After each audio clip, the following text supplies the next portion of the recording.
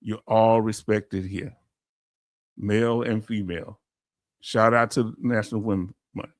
We do not agree or tolerate clickbait. We don't believe in it because we think that undermines what we're doing. Even part-time clickbait. Family, I am so excited. I was thinking about you about 4 days ago. Army George, this is Army George. I'm so glad to have you here, and I appreciate you so much, brother.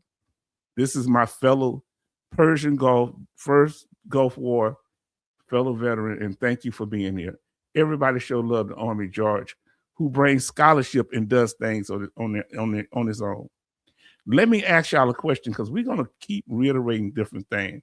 Say amen, in agreement. Now, listen, let us know whether do you feel like, if you feel like clickbait is harmless, if people do it sometimes, let us know. It's, why you think it's harmless. If you think it's more dangerous dangerous, or it's all the way dangerous, I don't think it's a good thing to ever do, because you're misleading people. But let us know your opinion, okay? Everybody show love to Army George, because you always, I don't forget about y'all. They ain't showing love to you. Betty says, Army George, hello, how have you been doing? That's what our old timers that been here with me and through thick and thin. You hear what I say, family? So, family, this is going to be all about you tonight. Are you ready for it? Everybody showing love. Show love also. Don't forget to show love to Army George, but also to Sugar Daddy Jimmy C. and Brother Charlton. Please show love to Brother Charlton. I know I'm asking a lot, family, but we want to make sure that they come in here, we show them, and we welcome them into the room. And everybody speak to everybody, family. That's why we take this time in the beginning to get into it. You understand? Now, family, tell me, is clickbait a problem? Which one is worse, clickbait or claim sharks? Which one is more dangerous to veterans? Let us know. Clickbait or claim sharks? I see y'all speaking to each other. Let us know.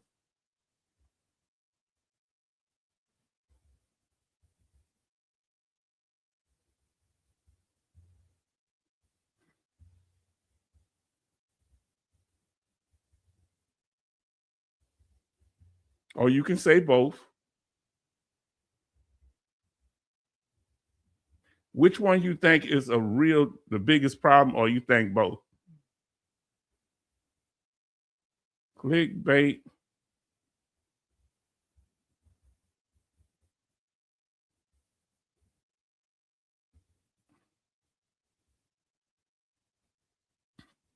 So which one is more dangerous? Clickbait, I have it up on the screen, or claim sharks?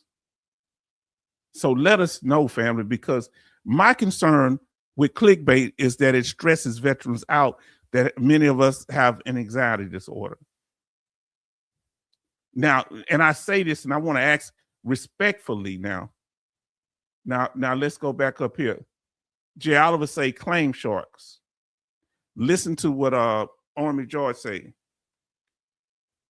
Get my lift for the truck and the scooter soon. Okay, from the VA. Back issues, both, but probably clickbait. Why clickbait is more dangerous to you? Let us know why you have a more concern. Clickbait is clickbait. They're not really taking your money necessarily. They might get your money, or they might just get views and get money off of that. But them scaring people a little bit, that's not a problem, huh? You better come here now. Watch out. Ooh, that's the harmless. They not hurting nobody, are they? Clickbait is charm in the water. Yes, indeed.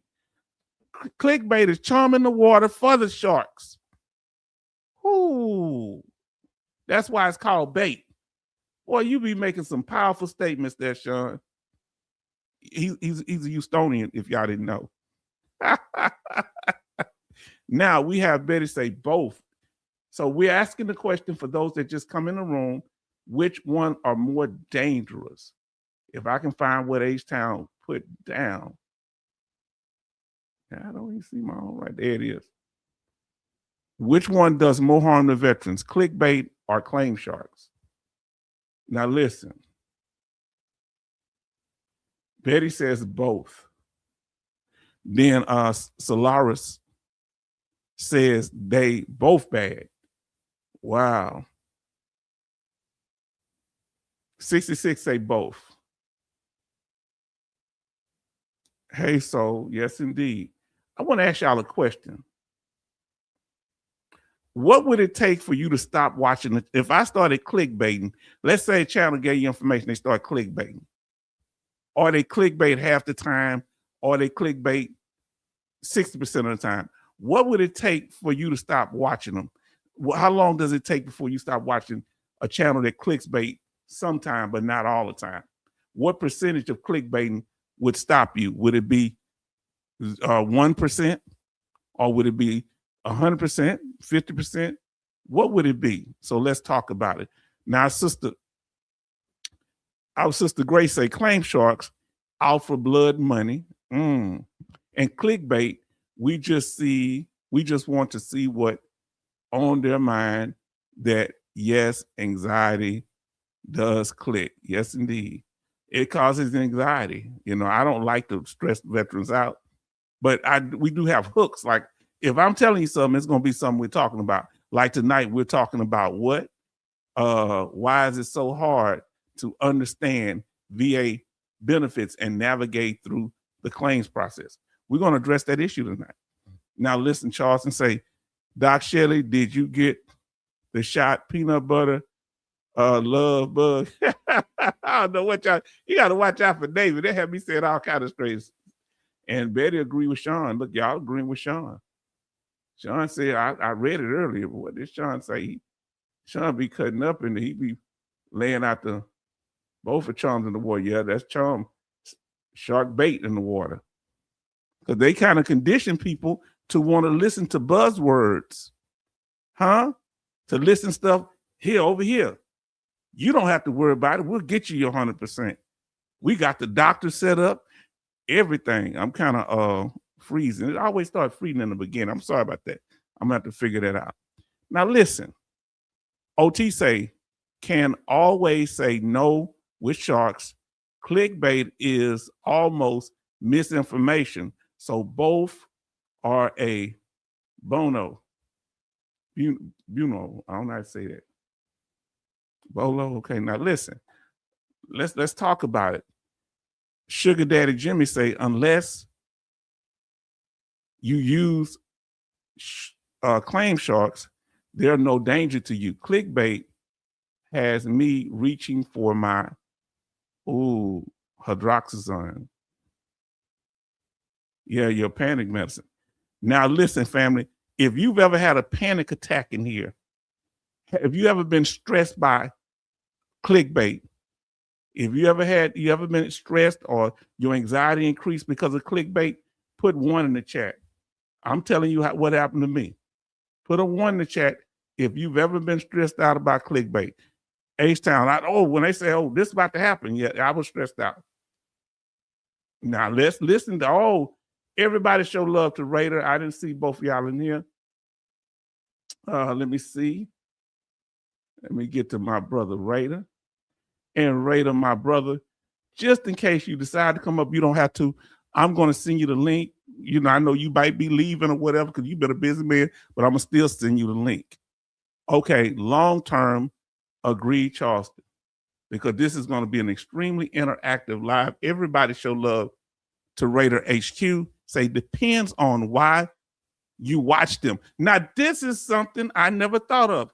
Please elaborate if you can.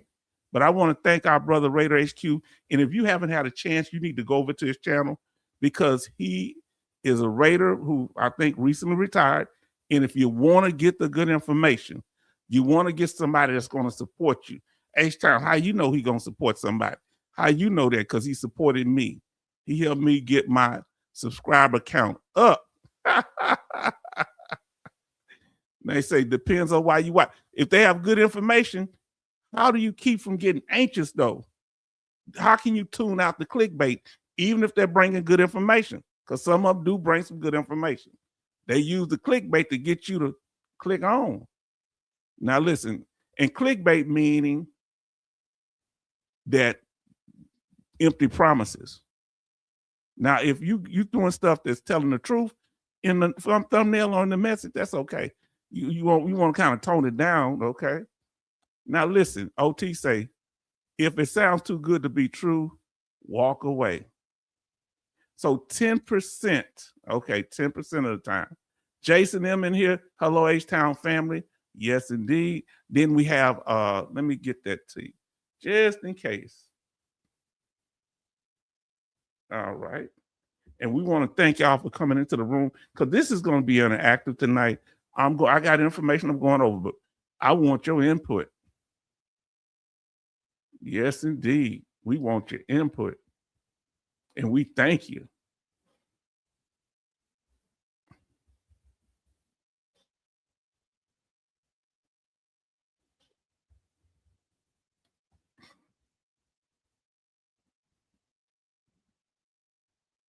And Raider, I actually sent the link this time. Sometimes I just email it without the link. And y'all, I've always said y'all are welcome to come up if y'all want to too. And everybody say, hello, Raider, how you doing? Yes, I forgot to ask, how you doing, my brother? Army George. Do it for hits on their YouTube channels, not UH-Town. Well, yeah, I try not to. The only issue, Charleston called me out one time, is that when it comes to Pastor Dougie, I got a little bias. I love Southern preachers. I was my life has been shaped by Southern preachers. I'm from the South, and preachers tend to historically played a major role. And, you know, but I got to stick to the truth. Hey, is he a preacher or used car salesman sometime, right? Now listen to Charleston. Maybe they will come out with a shot for clickbait infections. Oh, you out of control. You know you out of control, brother. I don't know what I'm going to do with you, Charleston. Now listen. 66 says, clickbait really does bother me. I tune in, and if I'm not interested, I tune out. Tell me how you learn, brother, how do you learn to sift through it, brother Raider, if you're here still? How do you learn to sift through it? Because some people say you gotta eat the fish and spit out the bones. And if you've ever eaten buffalo fish, you know what I'm talking about. That's some cheap fish that almost every bite is a bone in it. Don't taste that bad, but my Lord. Grace say, understandable, Raider HQ. Good evening. Yes, indeed. Oh, he coughing his brains out. You here, brother. Just okay. Now that's clickbait. Y'all a mess. Now listen, Jimmy, Sugar Daddy Jimmy says, our brains are wired to pay attention to negative. Clickbait takes advantage of that. But what if you clickbaiting for a good reason? What if you're doing it to get people to pay attention? Then when you get in there, you say, yeah, you come here for this car. Now we ain't got that car no more, but we got a good deal for you over here. And they actually have a good deal for you. Can you let the clickbait go if the car salesman tells you that you can come get this car for $700, but they got one that's $2,000, but it's a good deal? OT say number one. Solar say number one. Hello, Jay. Sugar Daddy say number one. And Army George say number one. Now listen, OT. Oh, so you're out of YouTube jail finally. Yeah, man. Y'all, everybody thought that's why thought I blocked everybody. I blocked myself every time. I don't know what the deal was. Good evening, Jason said, okay. He said, hey, Raider, everybody speaking. Betty says one. Retired Raider, hello. Everybody show love to Raider HQ and his retirement as a Raider. And we want to see him go on that next journey in his life and handling the business. You understand what I'm saying? And if you haven't had a chance to go over to his channel, go over to Raider HQ After Dark, please. You're going to learn inside stuff, information that it'll clarify things you need to know when it comes to filing claims, understanding what's covered, and what disabilities work certain ways when it comes to the rating process. Now listen, Sugar Daddy Jimmy say good evening, Grace. Hi, Raider. They saying hi, Raider. They say hi. Jimmy, I'm saying salute to all of you. Thank you for your service, your support.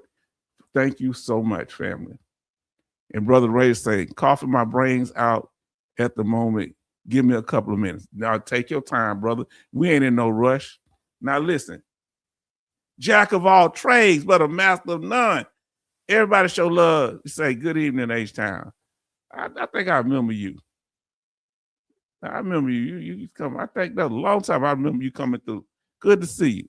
Now listen to October 2025 says, like that H-Town, eat the fish and spit out the bones. Sometimes we got to do that because you're not going to get everything you need from me, because that's why Raider is here.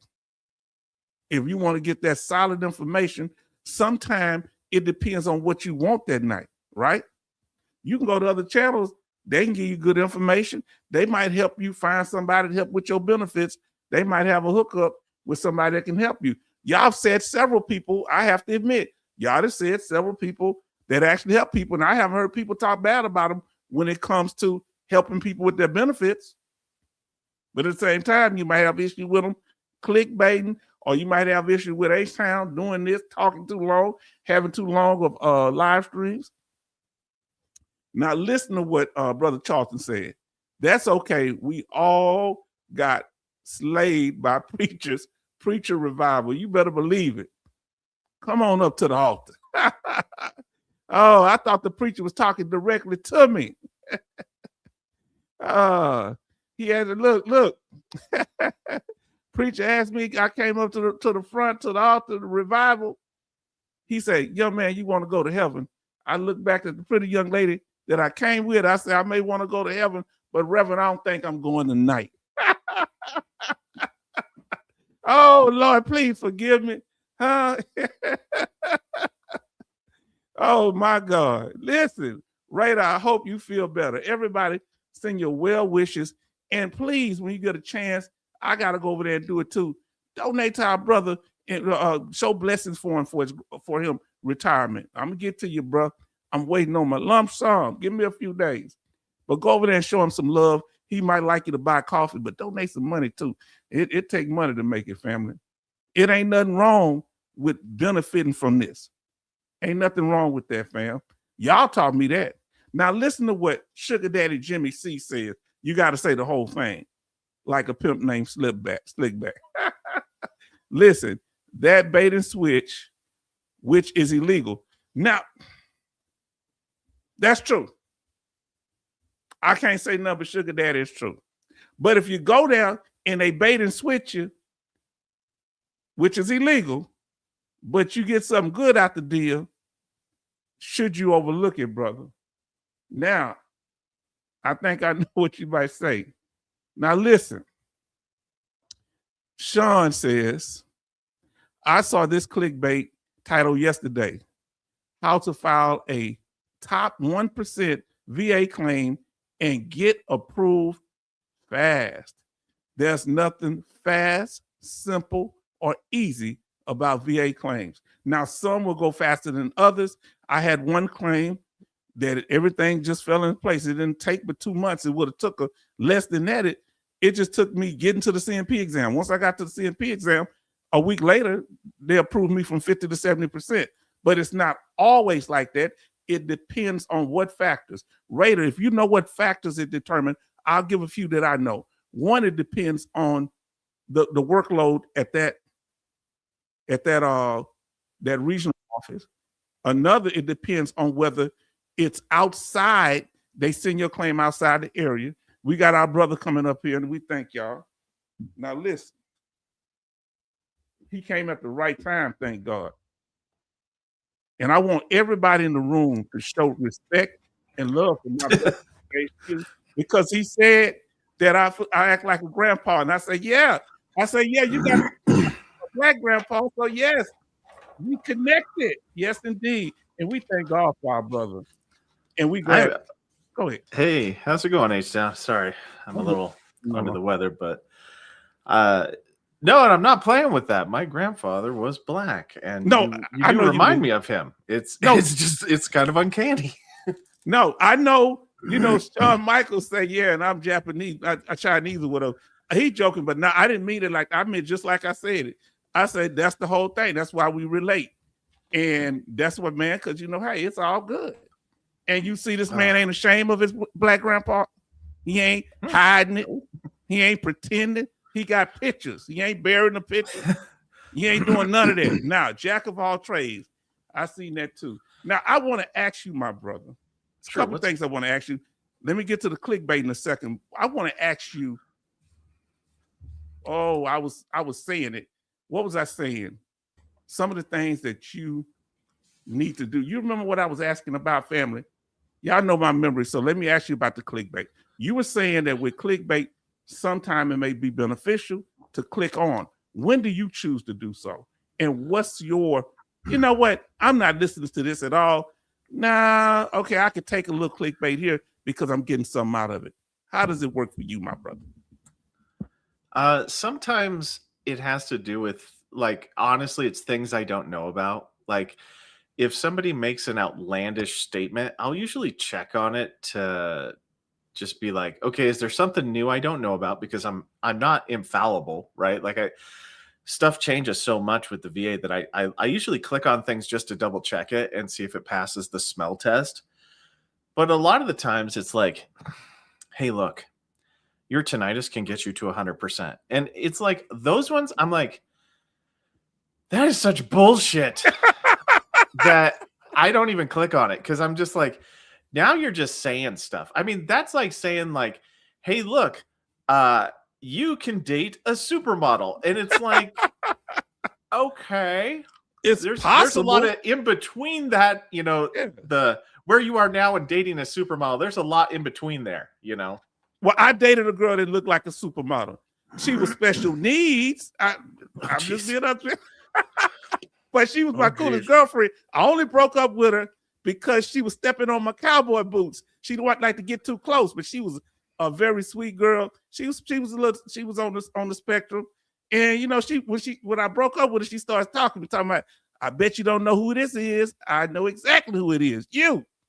Wow. But that's me. So let me ask you, what about what Sugar Daddy Jimmy said? Sugar Daddy Jimmy C. You have to say the whole thing like a pimp named Slickback. Listen, Sean say, I saw one earlier today, Why Veterans Are Doomed. Tell us some of the clickbait titles. Don't put any private name in the channel. Don't put that in there. Tell me some of the clickbait.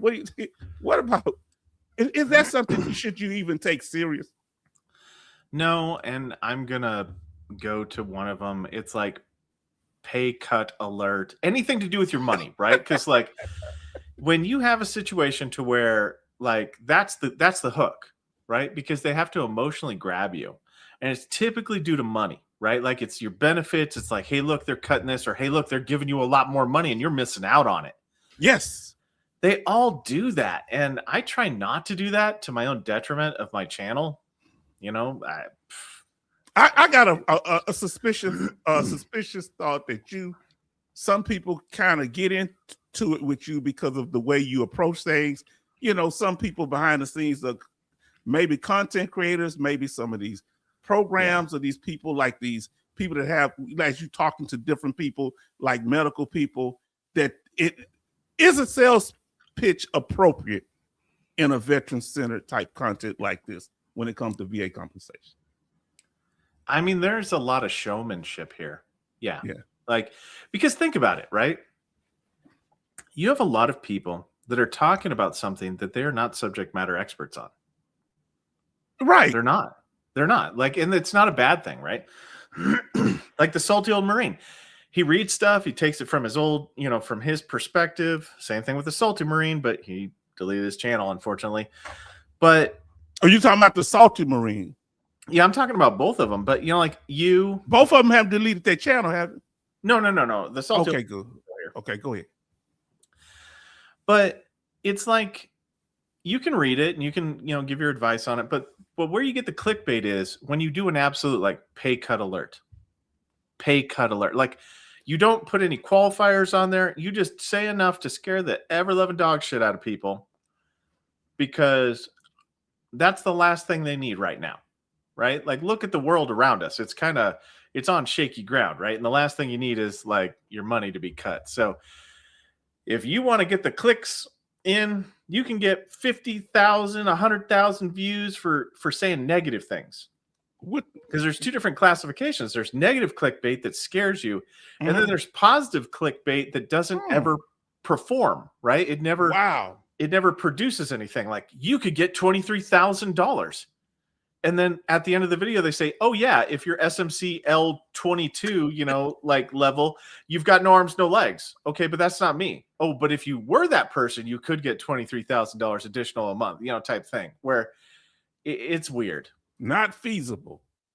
Now, which one do you think gets the most clicks in your opinion? When somebody say we're going to guarantee you 100%, your benefit, you're about to lose some of your VA disability or your VA income, or the one say there's about to be a law change that's going to affect the way your benefits work. Tune in. Which one? Or there's going to be changes to the rating schedule.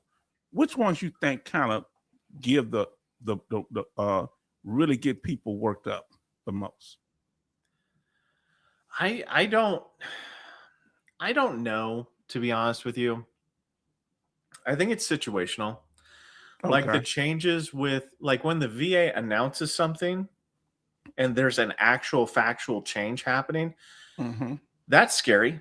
Like people start doing the research at that point in time whenever there's an actual factual change.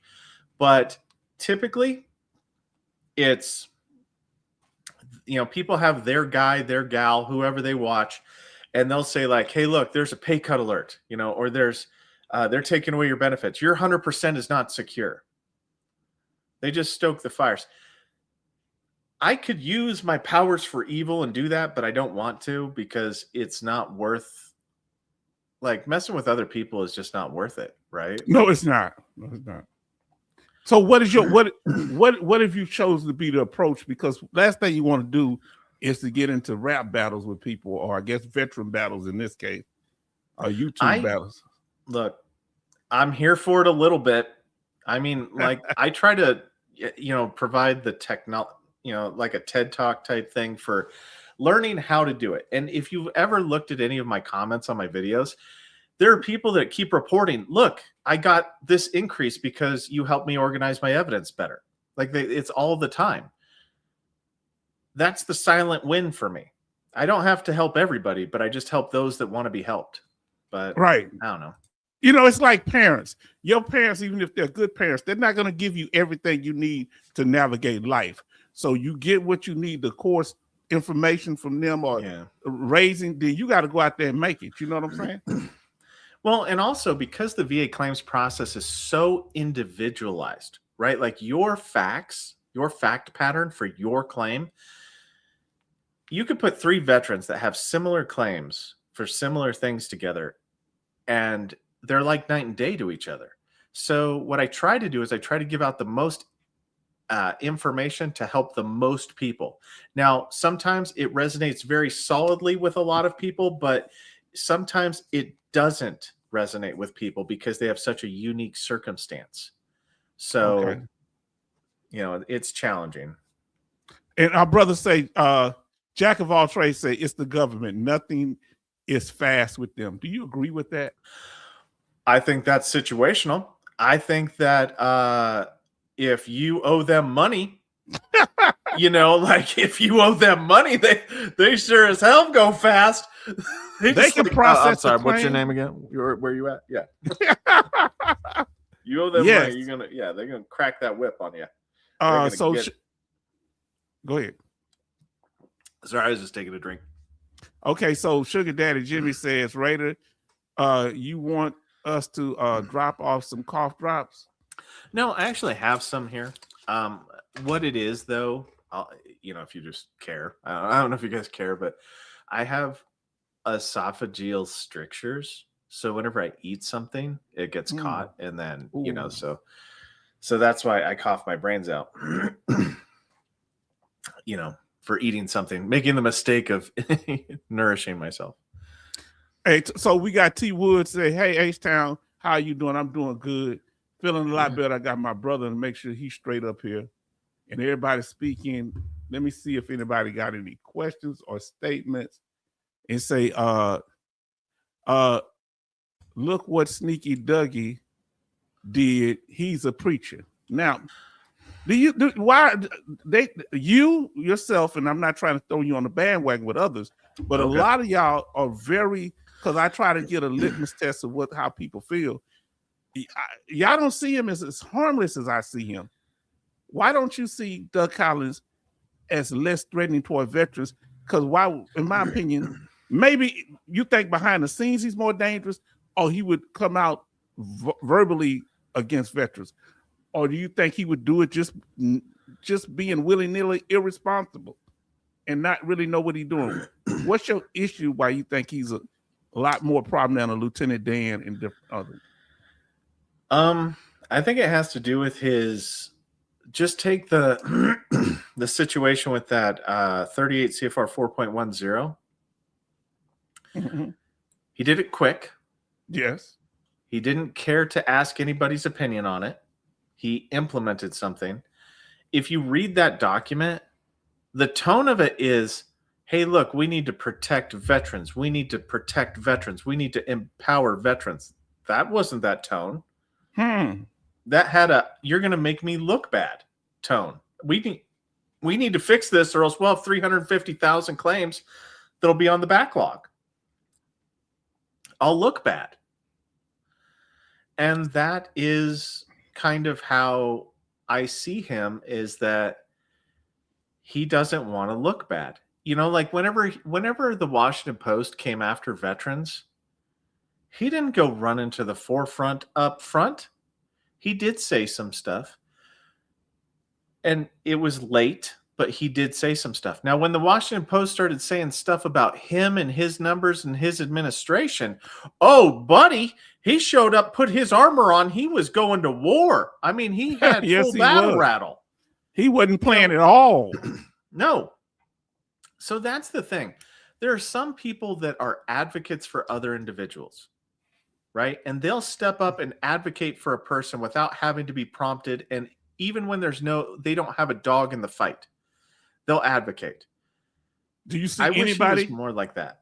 Do you see anybody in the government or on the VA side of the game that's like that have any of that patch on a consistent basis, or in a position to do that?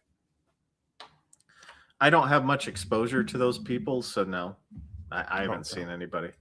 Okay, now Jack of all trades say you need to go down to the river, H-Town. That's the song. Go down to the river and pray. Sugar Daddy says, H-Town, stop making sense. Well, Raiders making sense, and sometimes people seem to be bothered by that. And they do.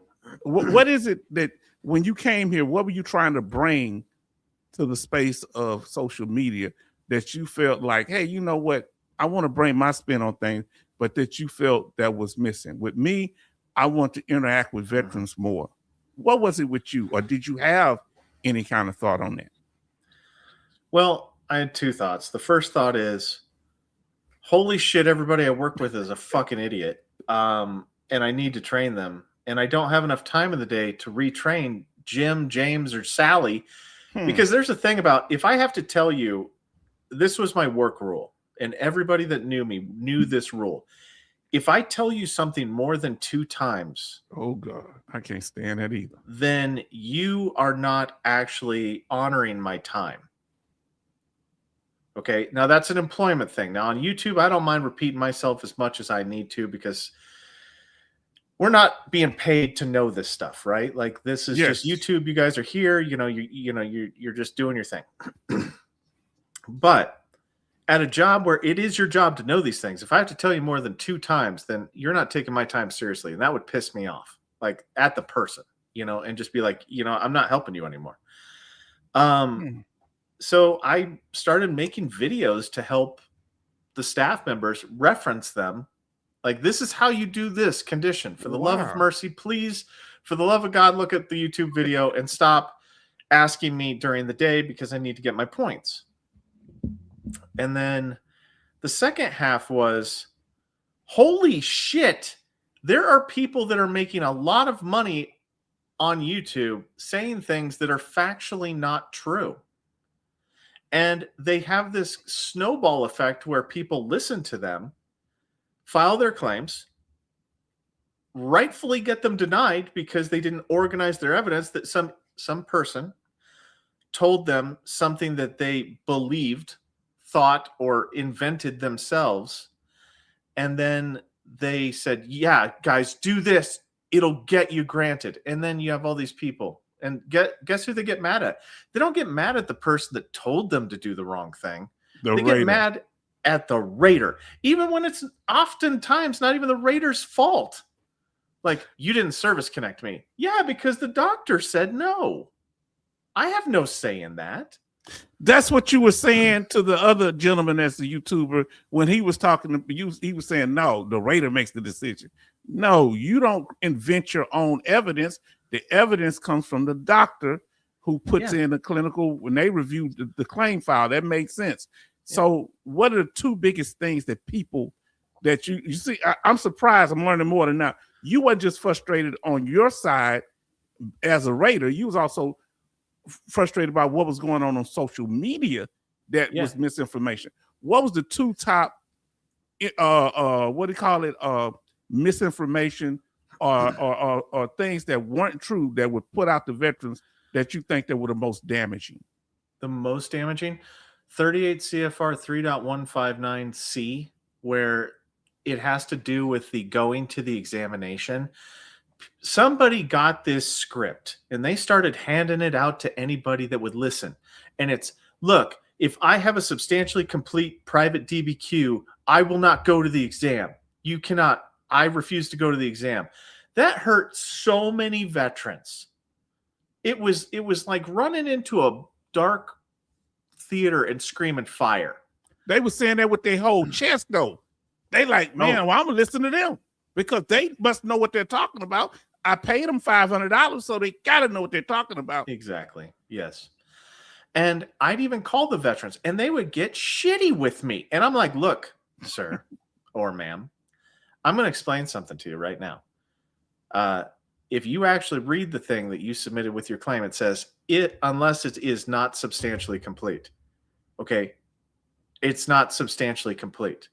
Guess what? You have to go to the exam. If you don't go to the exam, you will force me to be a not nice person. I will reduce you to 0 until such time that you go to that exam.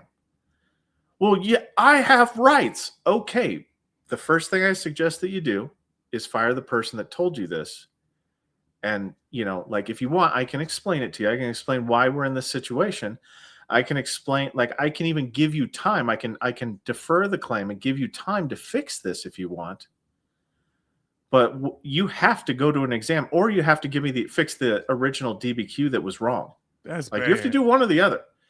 You don't do one of those. Good cause is not established, and you will get your thing reduced to 0. I mean, and there's some people that are so happy about that. Like, there were some raters that are just jerk faces that are happy about that. They're like, oh man, I get, see, he doesn't want to go to the exam because he's a big old malingerer. He's a faker. He, you know, like, that's the way some people think. And what happened is when they pushed that big push to say, hey, look, don't go to the exam. If you did a private DBQ, don't go to the exam. They'll still rate you. It made the VA employees think that more people were faking. They thought that they associated that behavior with faking it. So it had another side effect, or what do you call it? I can't say unintended consequence. Unintended consequence. Man. Yes. Wow, brother, you broke it down. Now, October Vet says this: a BDD for combat veterans are priority. Is that true? And you get priority if you are over 85. No. What are some of the priorities I know if you have you got a terminal illness, but what Yeah. about this BDD? What he's saying here? No, it's not a priority at all. Like, they don't get worked special. They don't go to the front of any line. There are flashes. There are these things called flashes in VBMS that if you meet certain criteria, you get flashed. And what happens is if you have a certain flash, then if there's 100 people in your area waiting to get an exam, you go to the front of the list if you're flashed. BDD is not a flash. Okay, so it doesn't get anything. Yeah. Okay, so now you say Raider. You say Charlton say Raider get some honey and lemon tea. Unfortunately, it has to do with the throat, strictures. So honey doesn't fix the strictures, unfortunately. Now, Betty Bops does say ginger root and honey. That did help me. That might help with the actual irritation of it. Now we getting the rest of our root doctors in here. Say Grace Smith says Raider HQ, this might help. A little peroxide and water gargle help clean the throat, just as old school remedy. LOL. Disclosure, I'm not a doctor. I use my cat that went outside, the jaw swelled up because they must have been fighting, but they keep getting food and kept getting infected. They like to rub the dirt. I put peroxide and it healed it, but I stopped putting the peroxide, so it got swelled again. So now I can keep putting that till the infection come all the way out. So it does help, but go ahead. Yeah, I just one of the other things that I guess that you kind of asked me were what are some of the reasons why I did the videos is because I wanted there to be an unbiased, like neutral. This is the information. You can take it or leave it, right? But here's the truth, just for my own sanity, just to put it out there. Here's how this is rated. And I'm not going to say the name of the company, but I put a video out about it, about the dumbest thing I've ever seen in my life is somebody saying, hey, look, don't listen to these educational channels. Come over here and pay us $1,100 and we'll help you do the thinking for you, type thing. And I just don't understand that. Well, Raider, think about this. Now, I don't know if you know it. Family, y'all remember last time what we put up there, right? I don't know if you know it, and I'll bring that up in a minute about Trajectory Medical. And that's the question I want to ask. Say you were asking about how to expedite claims. Can it be expedited? And Coasty said it can't be. Okay. Coach said, hello, H-Town and the family. I want to see here. Got a hangnail from Combat Boots. We can get you 100%. Well, oh gosh. Okay, hold on. I don't mean to hijack this. Go ahead. Come on. I put out a video on this. And it's so persistent that all the people are saying it. Look, just tell them you got your flat feet from your combat boots. Don't worry. It's easy to win that. No, it is not. If they told us it was. Oh. Like if you didn't go to sick call, you cannot claim your combat boots gave you the disability. Because the Raider has to be able to satisfy element 2. Where in your records does it show that you went on a ruck march? And if so, how much weight were you carrying at that time? What were the type of shoes that you had in service? Please show me the document that says that you have that and show me how that it was too small or something. That's the problem with that. Like, that's the thing that I cannot get through people's head is that the Raider will always deny those specific, even if the medical examiner said yes, oh, it's due to your boots. The Raider will come in and go, are you high? Show me where that injury happened in service and where that injury couldn't have happened any other time in the last 20 years. How are you certain about that? And we'll defer it back and we'll go, look, you got to show me where the injury is legally anchored in the service. Oh, it's due to the boots. Did the veteran not wear shoes since service? Like, what are you? fucking talking about? Like, how do you get there with that? So it's so persuasive or persistent, I should say. It's so persistent that people keep saying, oh no, just do a buddy statement about your boots.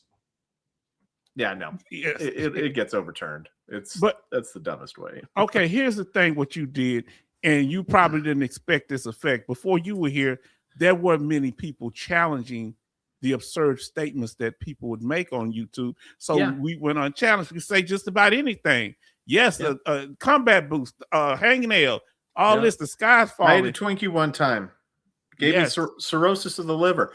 And you know who always got to the blame whenever you lost that claim for that outlandish thing? The VA.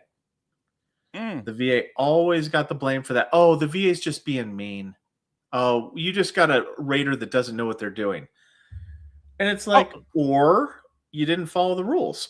Like, now, brother, you are, so say Raider, does home cures get rid of sore throat? 100%. Oh man, say benefits are being cut. That's one of them ones that they say. That's the scariest one to me. Benefits are being cut, because they did that when they say they're getting rid of TDIU.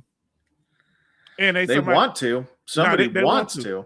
They want to. What I told them, there's a difference between a proposal and actual law. They've been wanting to do that for decades.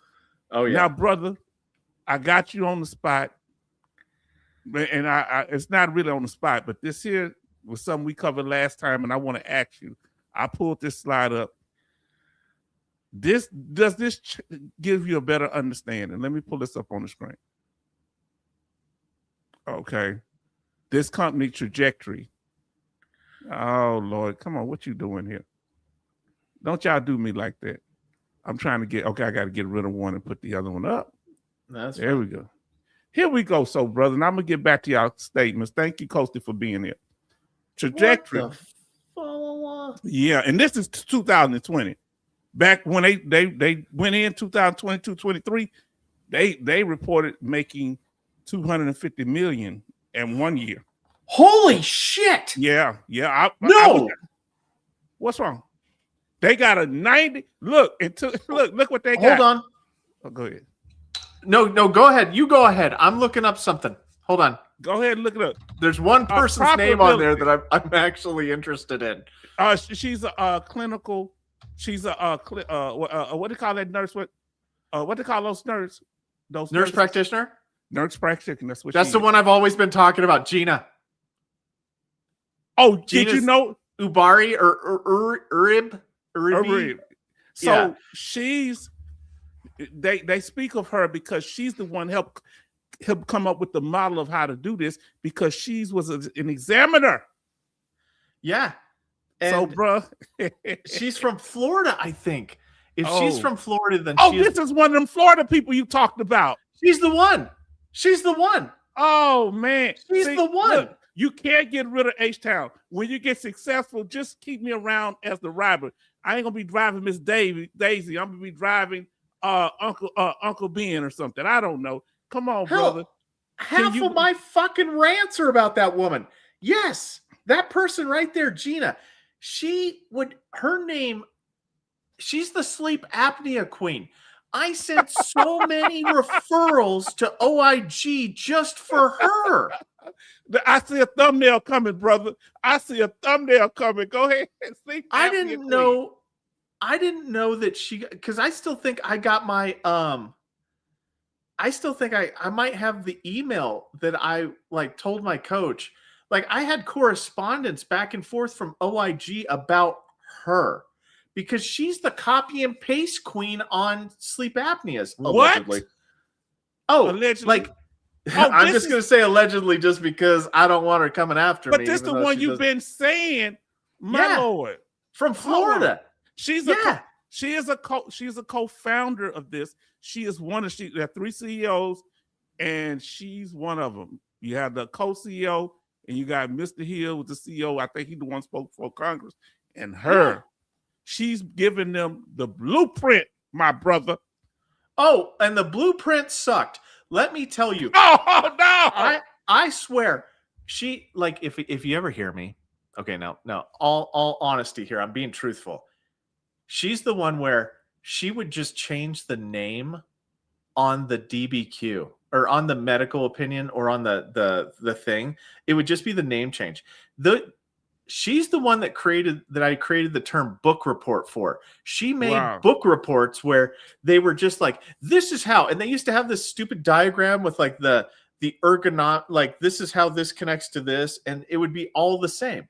But I like, no joke, no embellishment, no exaggeration, I actually sent numerous complaints to OIG just for Gina. Okay. What? Oh, yeah, just for Gina.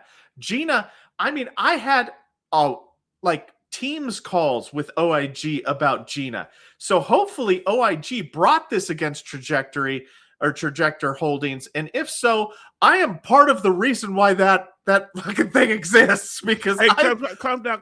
It was coincidental. Trajectory. He didn't know. It just happened. Y'all fell into it. He loved y'all. No, come at me, bro. No. I don't care. I don't care. You're a troublemaker. God, dog. So this is the woman you've been talking about. Yes. Gina's the one. I mean, like, I'm serious. Like, I sent so many OIG complaints just about stuff that's Gina signed. And there were other nurse practitioners that would use the same template, and they got the same OIG stuff. So if OIG brought a case against them, is that what happened? Help me out with this, H-Town. Now you say, yeah, OIG. Oh, yeah, brother. H-Town, we don't bring receipts. We bring invoices. We don't just tell you what we don't just tell you what you pay. We tell you what you owe.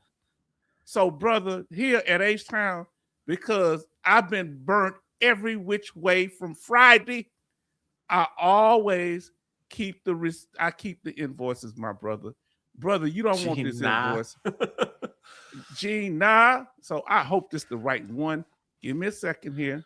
No worries. I think that's hilarious, because I mispronounced her name, but I kept saying Uribi, but now this is interesting, bro. Man, this is so amazing. Listen to what it say here.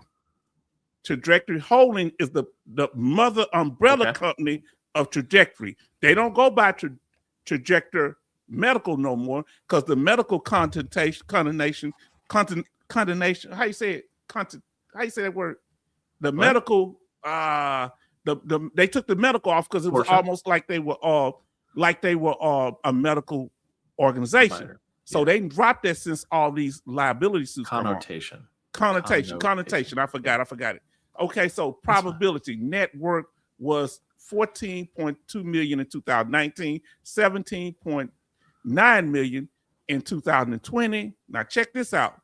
Trajectory maintains a high gross margin, reportedly at 89% to 90.1% respectively in 2019 and 2020.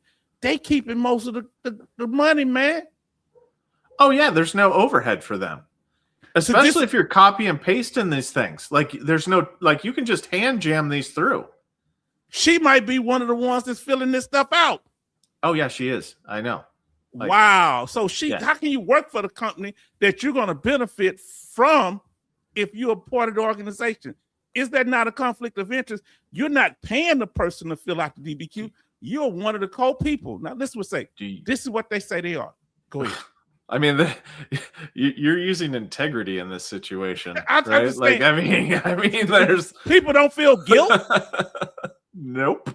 Look what they say. Look, there's 14.2 million reasons to not feel guilt up there. That's not a small number. I mean, holy shimoly, that is crazy.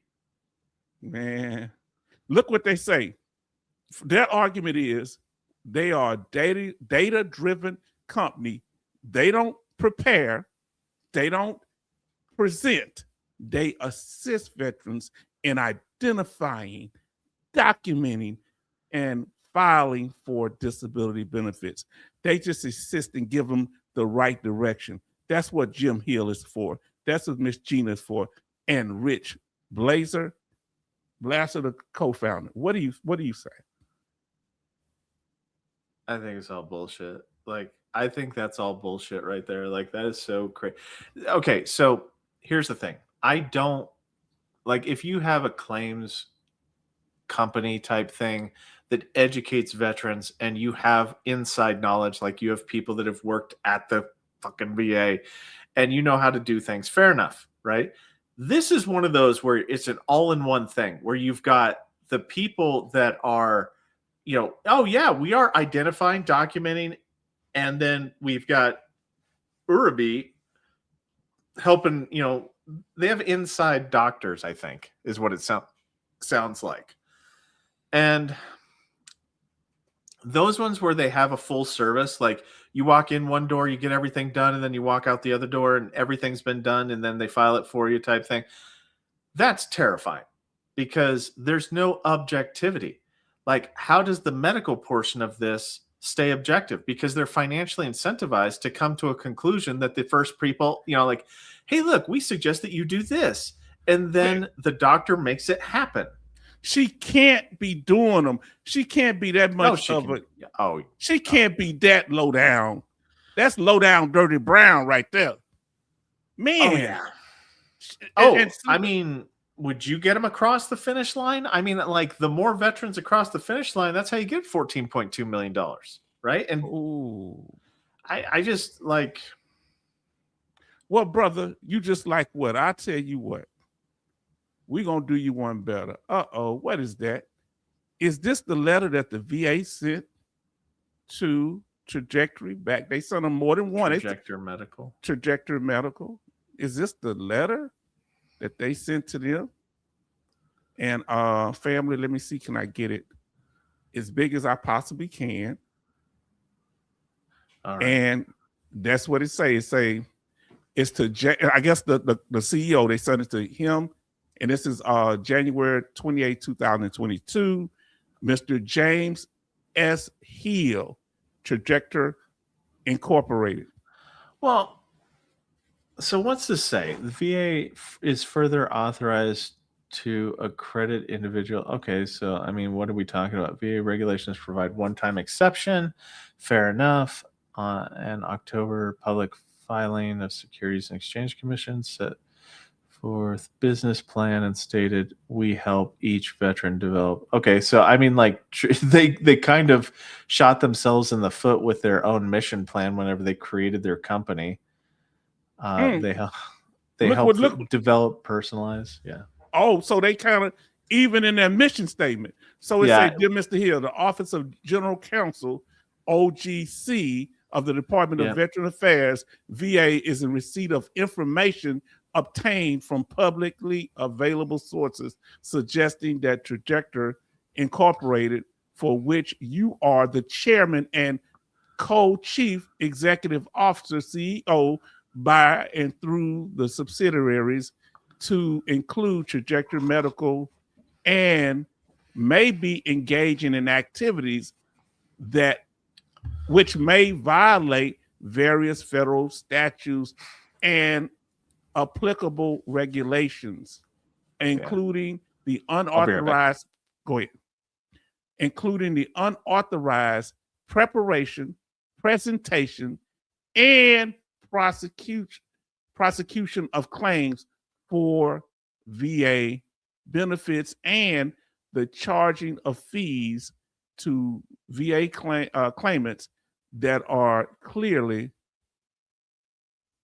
unreasonable or otherwise prohibited by law and regulations.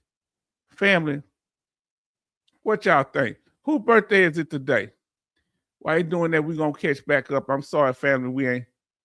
We're going to see whose birthday is it today. Okay. So he said, Sugar Mama. Yes, indeed. Happy birthday. Okay. Text. Okay, somebody's birthday in here. Is Gina single? H-Town. She's a schemer and rich. Yes, she is. I tell you what, she got her pockets filled.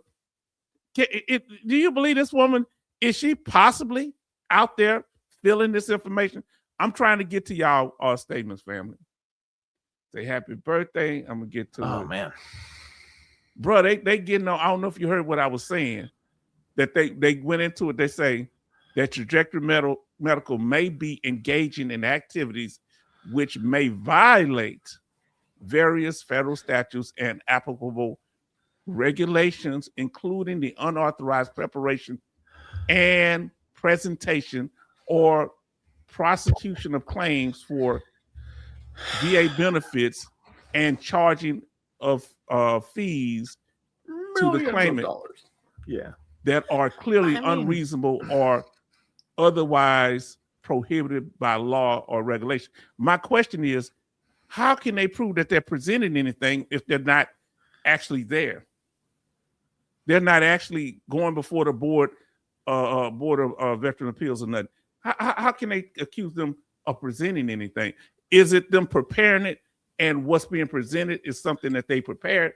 Tell me what you think the VA might be saying here.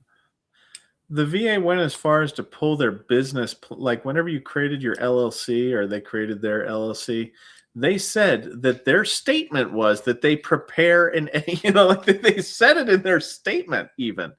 So it's not that they're like, how can they trace it?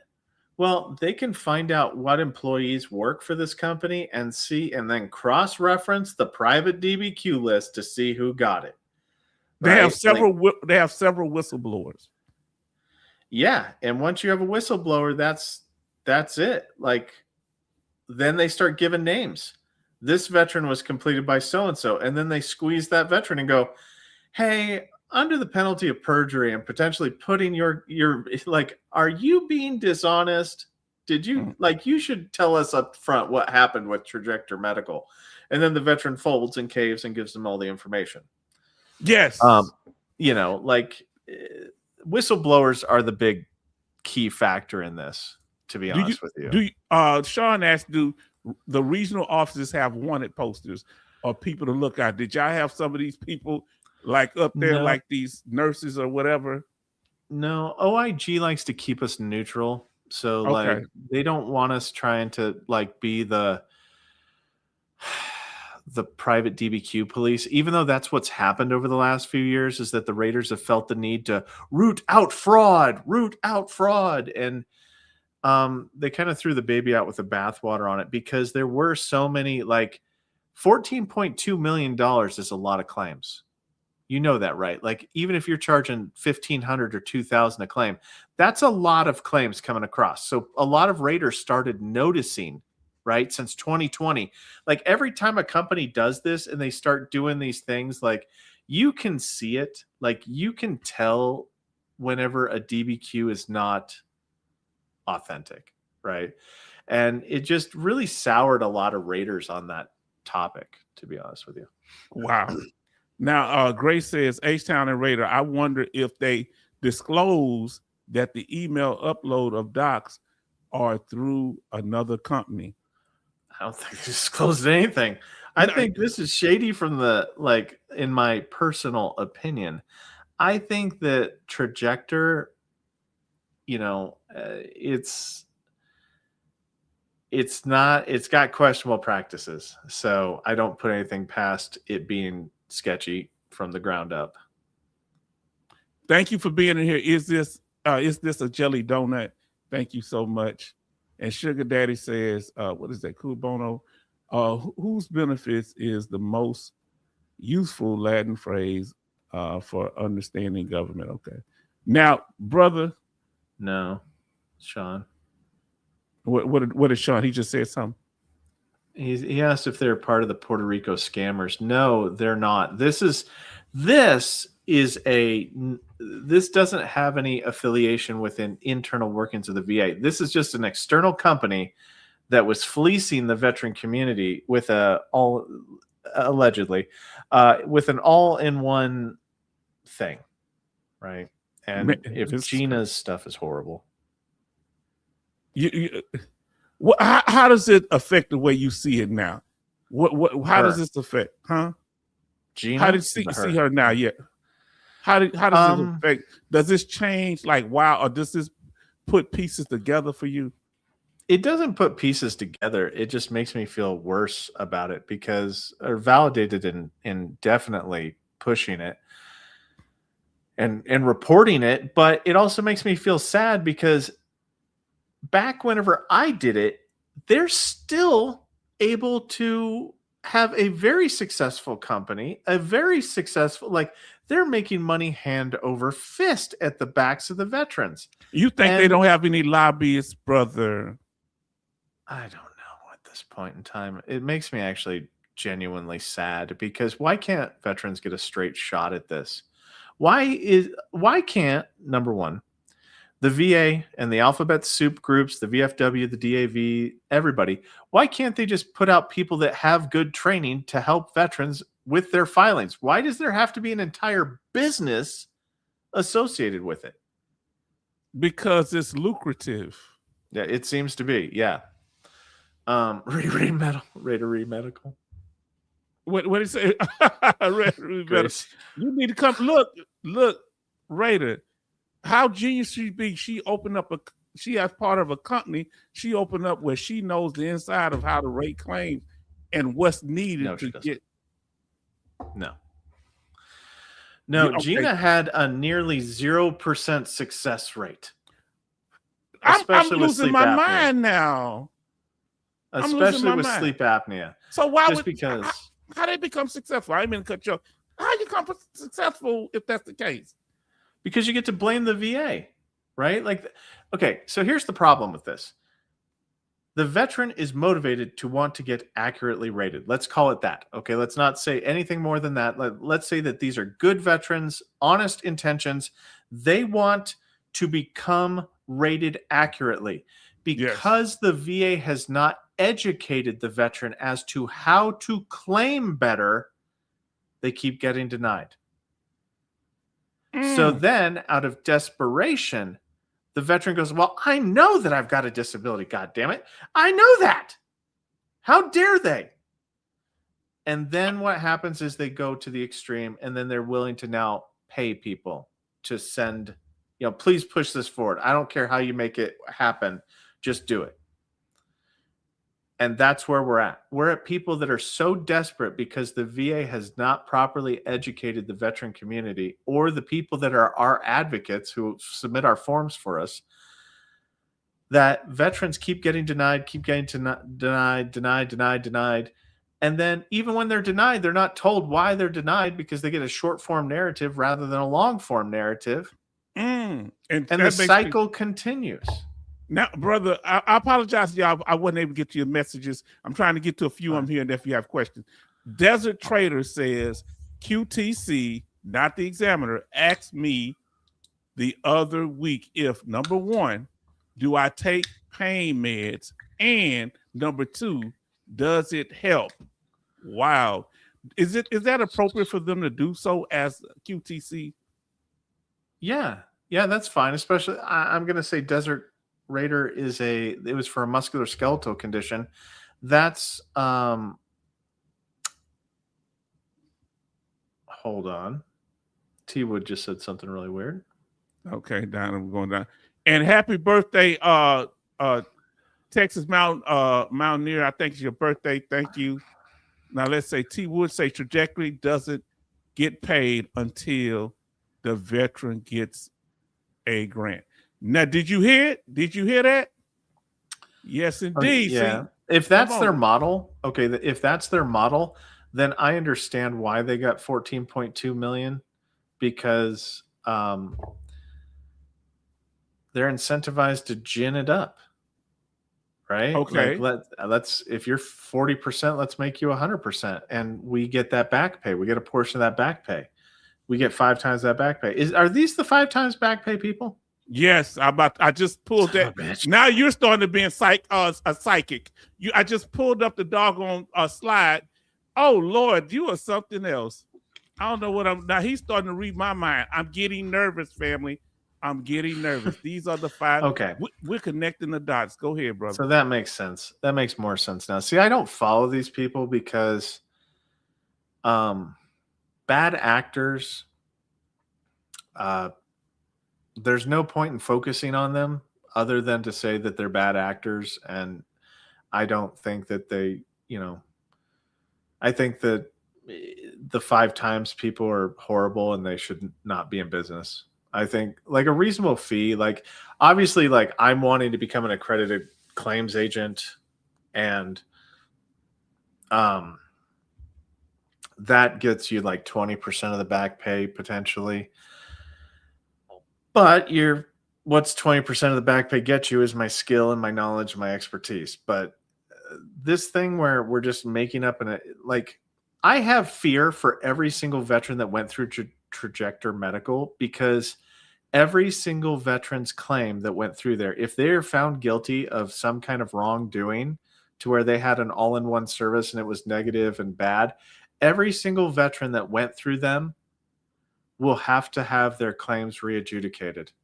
Here's their slogan, brother. That scares me. Please tell me that's not true. Come on, you said it though. Trajector Medical says we never charge any fees unless you receive a benefit from our service. And that's then we'll break those legs if you don't pay us. Okay, hold on. Let me look that up. I'm gonna Trajector Medical back payment. You remember I showed it before, but look it up. What do they pay? Like, what's the payment? Is it 5 times? 5 times the back pay. Oh, I'll get to, like I said, if I try to download the whole thing, it might freeze up the live, but I'll give you okay. I got the slide here.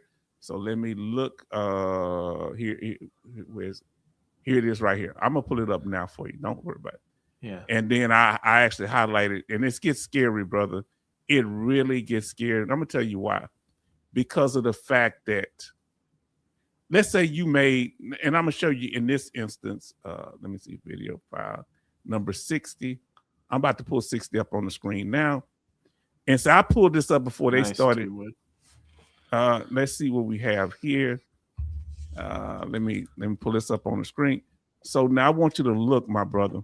It's kind of small, but this is actually from them. Oh, I think I remember this. I think we had talked about this beforehand. We did. Now look, so at the go ahead. So it says a CRDP. You know more what that is. So if they let's say your back pay or the increase amount is $900, they multiply that times 5. Yeah. And then they get $4,500. But my question is, what if you get $10,000 back? Does that mean you owe them $50,000? Yes. What the hell, bro? Bro, hold on. No, hold on. Yeah. Whoa, go ahead. Go ahead. Whoa, hold on. So if some veterans get $50,000 back, let's say they get 50. You got to pay 5 times 50,000. You may not have that kind of money. And it was a rumor that they was asking for lifetime benefits. If you couldn't pay them, they stretch it out over the lifetime of your VA disability benefit. 29%. Well, yeah. Of your lifetime earnings. This was crazy. Now, just imagine, veteran files through them. It's their first claim, right? Mm-hmm. They've got cancer. That cancer goes back a year, right? So 12 months times 39. I'm just going to say 39.99 times 12 times 5. That's the veteran would owe this company $239,940. And my whole heart is dropping, bro. When the veteran's only back pay would be $47,000, almost $48,000. Like, that's how much they would get in back pay for a year, going from 0% to 100%. They get $50,000 basically. How long would it take that veteran to save up $250,000? That's what $250,000. Come on, man. Yeah, I mean, this is scary. Like, yeah. Now listen to what it say. Texas Mountaineer says CEO Jim Hill, a veteran, stated he was working as a VA certified official for a school that trained veterans in TI careers. I bet you tell everybody that when he get them to sign their paperwork. And then OT says that the VA is all at fault since they won't enforce VHA Directive 1134. So the vet go to the place like that. So what he's saying is that directive where the doctors can fill out the DBQ at the VA? The VA doctors should be filling out the DBQs. Yes, the VA doctors, nurse practitioners at the VA should be doing that, but they don't Would because that there's a solve this problem? resistance. I don't mean to talk over. Would that solve this problem? Yes and no. It could potentially solve the problem, but then you'd still have the situation of veteran wants IBS. Doctor will not say that the veteran has a diagnosis of IBS. However, if you look across the room, there's a guy waving his arms going, hey, you pay me this money, I will give you that diagnosis of IBS. I will do that for you. Oh, so yeah. Without any examination. I get what you're saying, because the VA processes are intentionally oblique, I guess they're saying. Opaque. Opaque, okay. Would you say that? I forget what that exactly means. Like not like see-through. Not clear? Okay, yeah. Yeah. So exactly right. So now our brothers say they don't get paid unless you get some. Here's my concern, Brother Woods. They get overpaid. Yeah, because they, I don't know, is that if you don't have no benefits, is it worth it? This is the question. Is paying that type of back pay worth it? Because let me see if I got that. Okay, there you go. Go ahead. It depends. Like, there are some people that are so desperate, right, that they'll pay it because they might, for 60 months, they might not be able to get paid their money, but they're so desperate for it that they'll do anything to do it. Sometimes the end justifies the means. Come on, fam. Let us know if you would be willing to go after it all. Would you pay 5 times your back pay to get 100%, and they getting you all special monthly compensation and all that you get all this stuff? Would you go ahead and pay 5 times your back pay? Is it worth it, family? Let us know. And you saying, and your opinion is what? No. I started a channel to give free information to veterans. No, I don't think so. I mean, like, I maybe one day plan on becoming an accredited, claims agent. And I'm thinking about that, of what that looks like, of helping veterans to where they have options, to where they don't have, like, what does Gina and the rest of them bring to the table? They don't bring anything other They bring results. Yes, but those results in the near future are going to be highly scrutinized when the BI program comes in. So that door is shutting, and they're going back in time to look, and they're going to be seeing what Gina signed their name to, okay? And if you're somebody that went with Gina, okay, or somebody like Gina, you might have some problems in the future because you might not have committed fraud, but it'll depend on the legality of this case as to whether or not they committed fraud of some kind. I want to tell you, like, this what happened in Hearn, Texas about 15 years ago. There was an undercover policeman who was falsely accusing people of being drug dealers, and because he was on drugs himself and lying, all those cases got thrown out. So we got to be, see, this is serious because it's fruit of the poisonous tree. Yep. But should the veteran have to suffer if they already paid this money and now they're going to lose the benefits too? That's going to destroy some veterans. Right? Well, I don't want to speak for the government, but the government's perspective is they're not accredited. Real talk. They don't care. Like, you went with an option that is not authorized, so they do not give a shit about that. Will people stop going to them, you think? 66 say no, they would not pay 5 times. Desert Trader say not now, but not no, but hell no. Now listen what our U.S. Army grunts say. If they were based in Florida, there is a cap of 12.5 thousand. Technically it's illegal. You can't charge people on their back pay. No, unless you're accredited. thumbs down. Jason say no, thumbs down. OT say hell no. And then October Vet say no. Betty Bob say no, Wait a no, minute. no, no, no. How did you get the What dough to does- get bigger? Info is out there as well. AI. Go ahead. U.S. Army Grunt, I think it is out of Florida.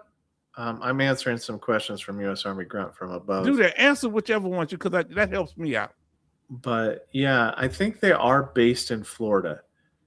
But I don't think like 12,500. I mean, that's not even something that the government allows. And also, U.S. Army Grunt, I wanted to answer a question you said beforehand for the tariff for thyroid cancer in 2006, Fort McClellan. Do you think a nexus letter is needed at first? Just wanted to. I think that I would try for thyroid cancer from Fort McClellan without a nexus letter to see what they say. And then if they don't say it, then I would go take all your information to a private provider that's legitimate and then try for the nexus letter that way. Who were you talking about then? U.S. Army Grunt from way up at the top at 5:50 p.m. Okay, 5:05. Oh, way back at the time. Okay. It's something that I kind of stuck in my head that I was going to answer, but then we kept going and going, going and going and going. And I apologize, family, if we didn't get to some of your stuff. Now, listen to what they're saying here. Okay, Jason says, so if the VA redo the exam and lower, oh Lord, it's moved so fast, toward rating, do you still have to pay them?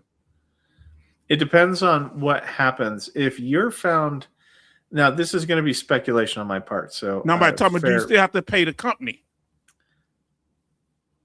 If the VA redo the exams and lower your rating, do you still have to pay them? I think you only pay them if you get back pay. If they lower your rating, you don't have to pay them because you didn't get any money. Gotcha. Yeah.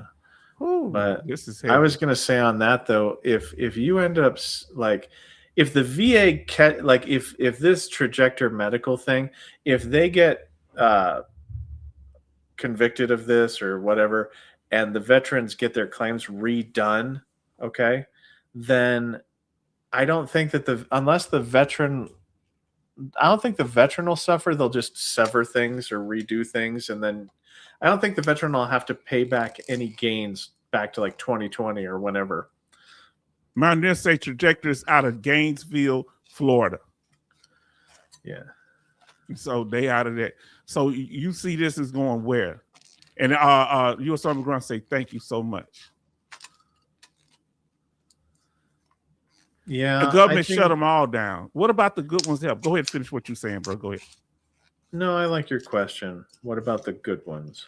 I think the good ones should be there because I think that like if there are good companies out there that are, actually producing, like everybody's an adult here, right? Like everybody that served in the military is an adult. You can spend your money however you want to, but there's like spending your money for an actual product. I think that the government should round them all up and give them some kind of Yelp review to where if you have shady practices, you're at a 1 star, and the government should actually put out there that, hey, look, we've denied, we've denied 92% of the claims that come from this place. So, we've denied those. Yes. That would be like, hey, don't waste your money, right? Exactly. Like, I think and I think Doug Collins is the one to do that. Like, if he could play dirty, like have Congress, if you had somebody help you, report who that is.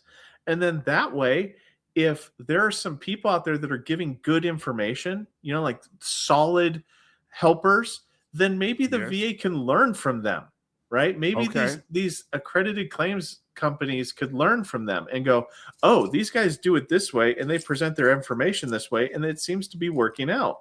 Man, let's adopt what they're doing.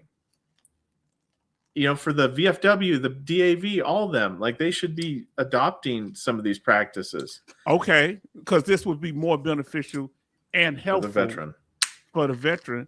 And brother, my concern is, and I'm gonna have to put it to you in a way that that'll be clear. Let me see if I can find what I need here.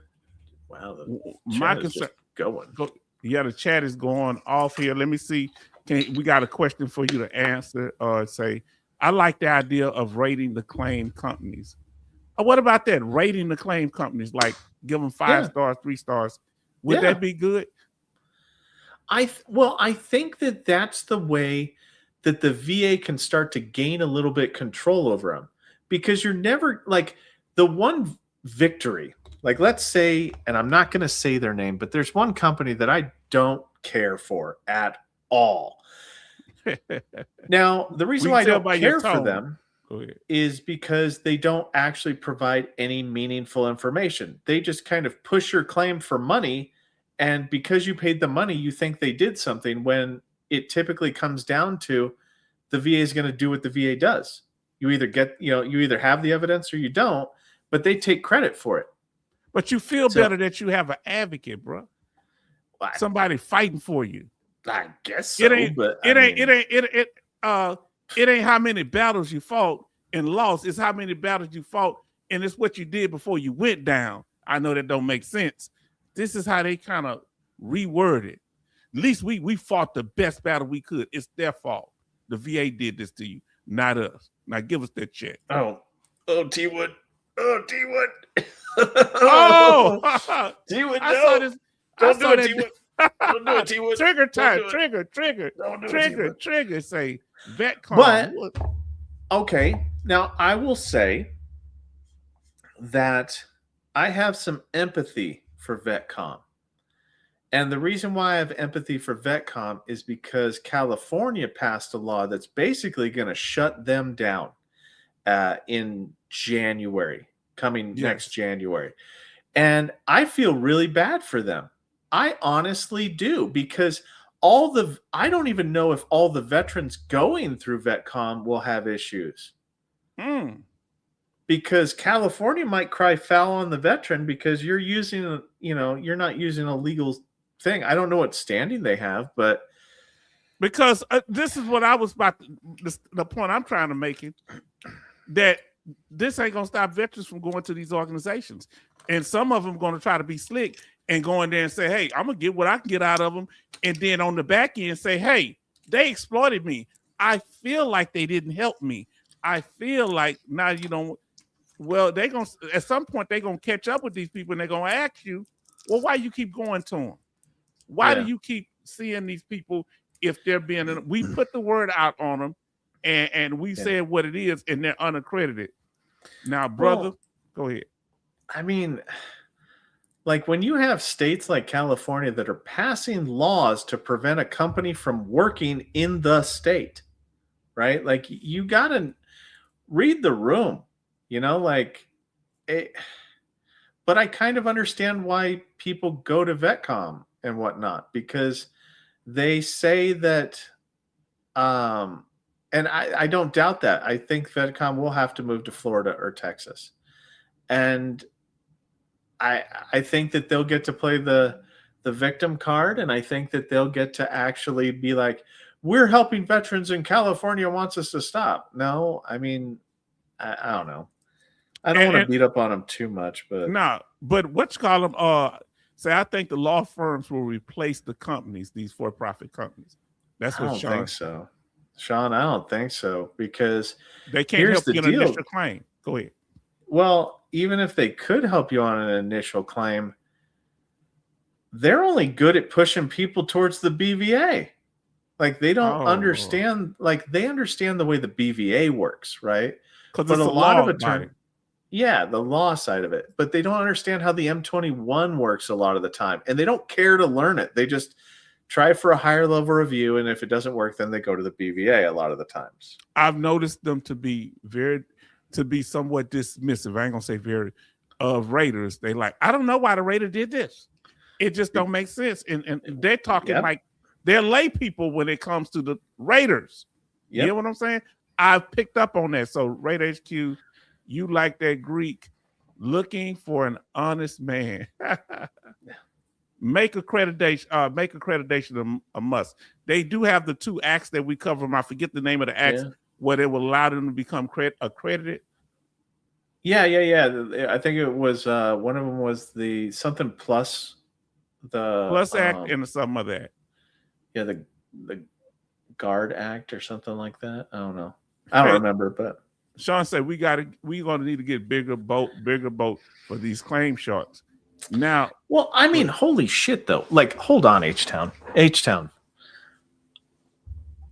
There's a lot of money here. Like, I am so flabbergasted by how much money is floating around for piss poor shit advice.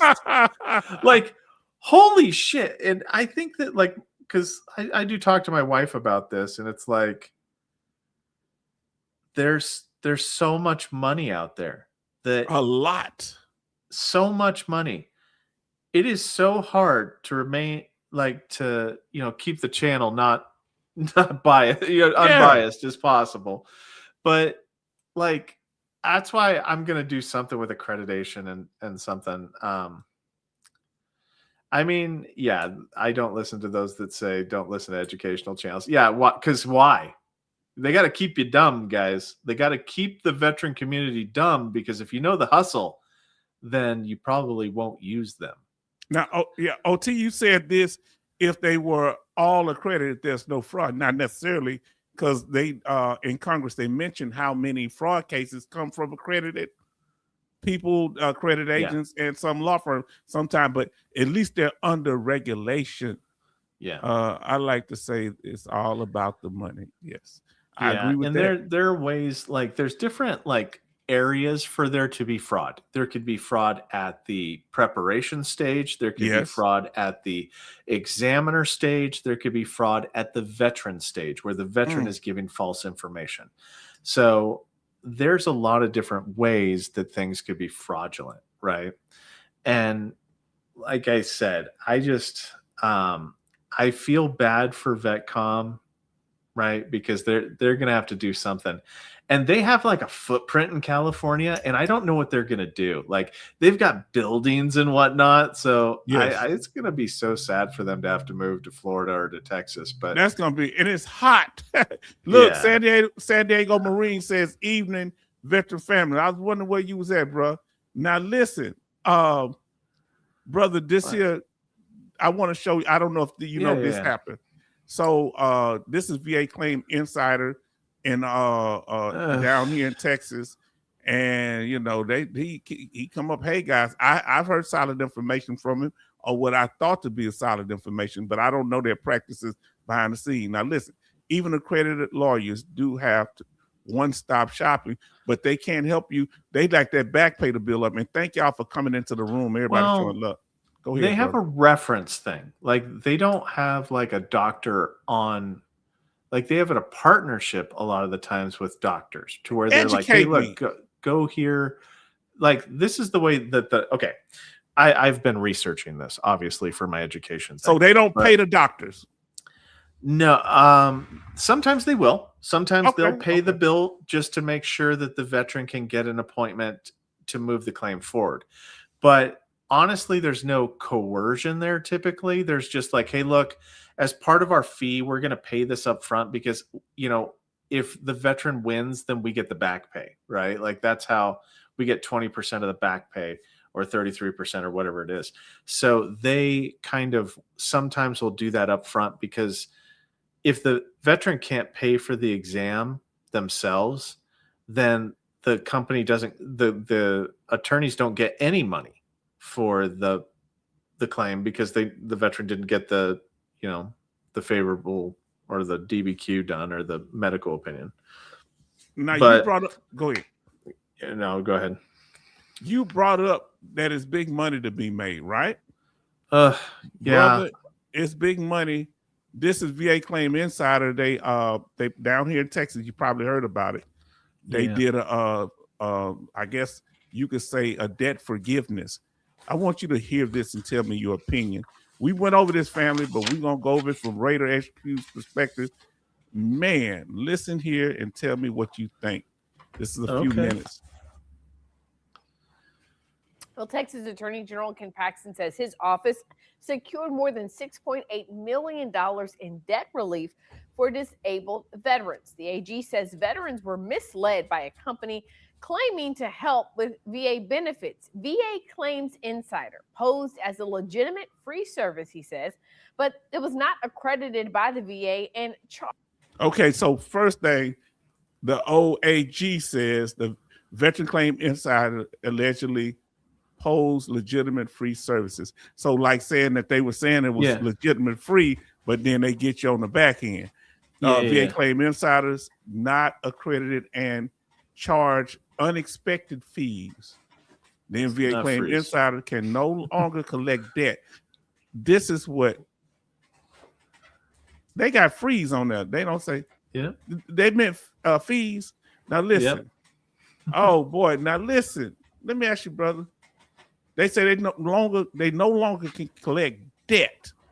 That don't mean that if people choose to pay them that they won't be able to get the money, right? Yeah, that just means that they can't enforce debt collection. Oh man. Now, but see, my question is, my brother, if people are putting they name on that, let me see here.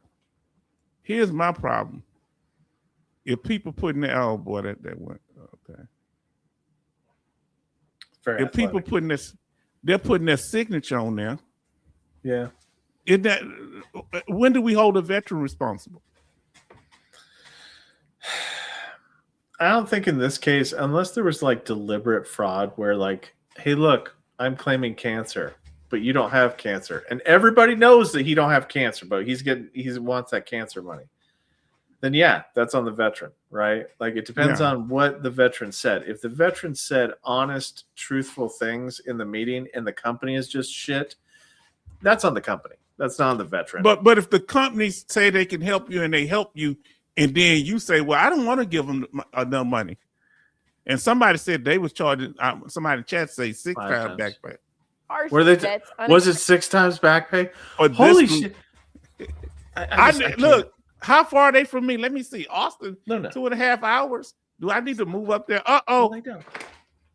Now listen to this. Fees, and when veterans refuse to pay, the company sent those debts to collections. Under the settlement, VA Claims Insider cannot collect those debts and will wipe out what's owed by veterans from the past 9 years. The Attorney General called the settlement a win in a statement writing, quote, "Disabled veterans are our nation's heroes who put their lives on the line for our country, and no company will be allowed to pose as a legitimate VA service in order to scam and deceive them," end quote. Well, Texas Attorney General. In the fuck is that a win? Like, okay, well, we're gonna make it to where they can't, like, they have to pay back all the debt that was collected. Okay, but that doesn't necessarily, that's only the debt that was collected. So it's 6.6 million. Can you imagine how much money they made? Go ahead. Yeah, exactly. No, you're right on with that's just the people that didn't pay. Can you imagine how many millions that the people paid them? I know. Like, absolute money corrupts. Money is so corrupting, because could you imagine, like, if I wanted to be bad, like if I just wanted to create my own company, pull in some additional raters and just corner the market and just strong arm the entire Claim Shark company thing and just go nuts with it, I could make millions upon millions upon millions of dollars. You can go Debo on it. You can say, this is my chain now, punk. It's mine. Yeah. No, no joke. Like, what do you got? You got nothing. Yeah. You ain't got nothing. I got the credentials. I'm retired in the field. Man. Raider gone rogue. You hear what I'm saying? Look, and I said they not far from me. If I go down there, I might become a believer. I'm a believer with pocket full of money. And so I say road trip. Go ahead. Don't understand how on earth people feel that, like, how bad is the VA that people feel the need to the tune of millions upon millions of dollars per company, mind you. That's just that one company. Then there's 6 million here. There's there are so many people that are paying so much money when they don't have to. But they feel that they do because the VA has neglected them. Yeah. Look, how about this, H-Town? If and when I become accredited, I'm just gonna go nuts with it. I'm gonna take on any person that will come. 20% of your back pay fee is normal, accredited, under the accredited umbrella. Right. It'll be the accredited process, and I'll help people across the nation, and for that much fee. Now, I will not become a multimillionaire by any stretch of the means here, but I swear I don't know what else. There's so many bad people making so much money. But brother, if you open up your own firm I don't want and to run things on your side of the game, get you some medical people behind you. I'm sorry, that fifth ward hustle starting to come out. I'm saying, but you're gonna clean up the game. You're gonna be you're not gonna be one of them strong backhand pimps. You're gonna be one of them, what we call the sugar pimps, the sweet pimp. You're gonna be out there, baby. Listen now, come on now. You're gonna make her cry. You're gonna use guilt on them. Listen to baby. You know, I wouldn't hit you like he does. Come on over here. Talk to sweet daddy. Let me know what's going on. Listen. I don't think Doc Shelley back say bad. VSOs in my county are horrible.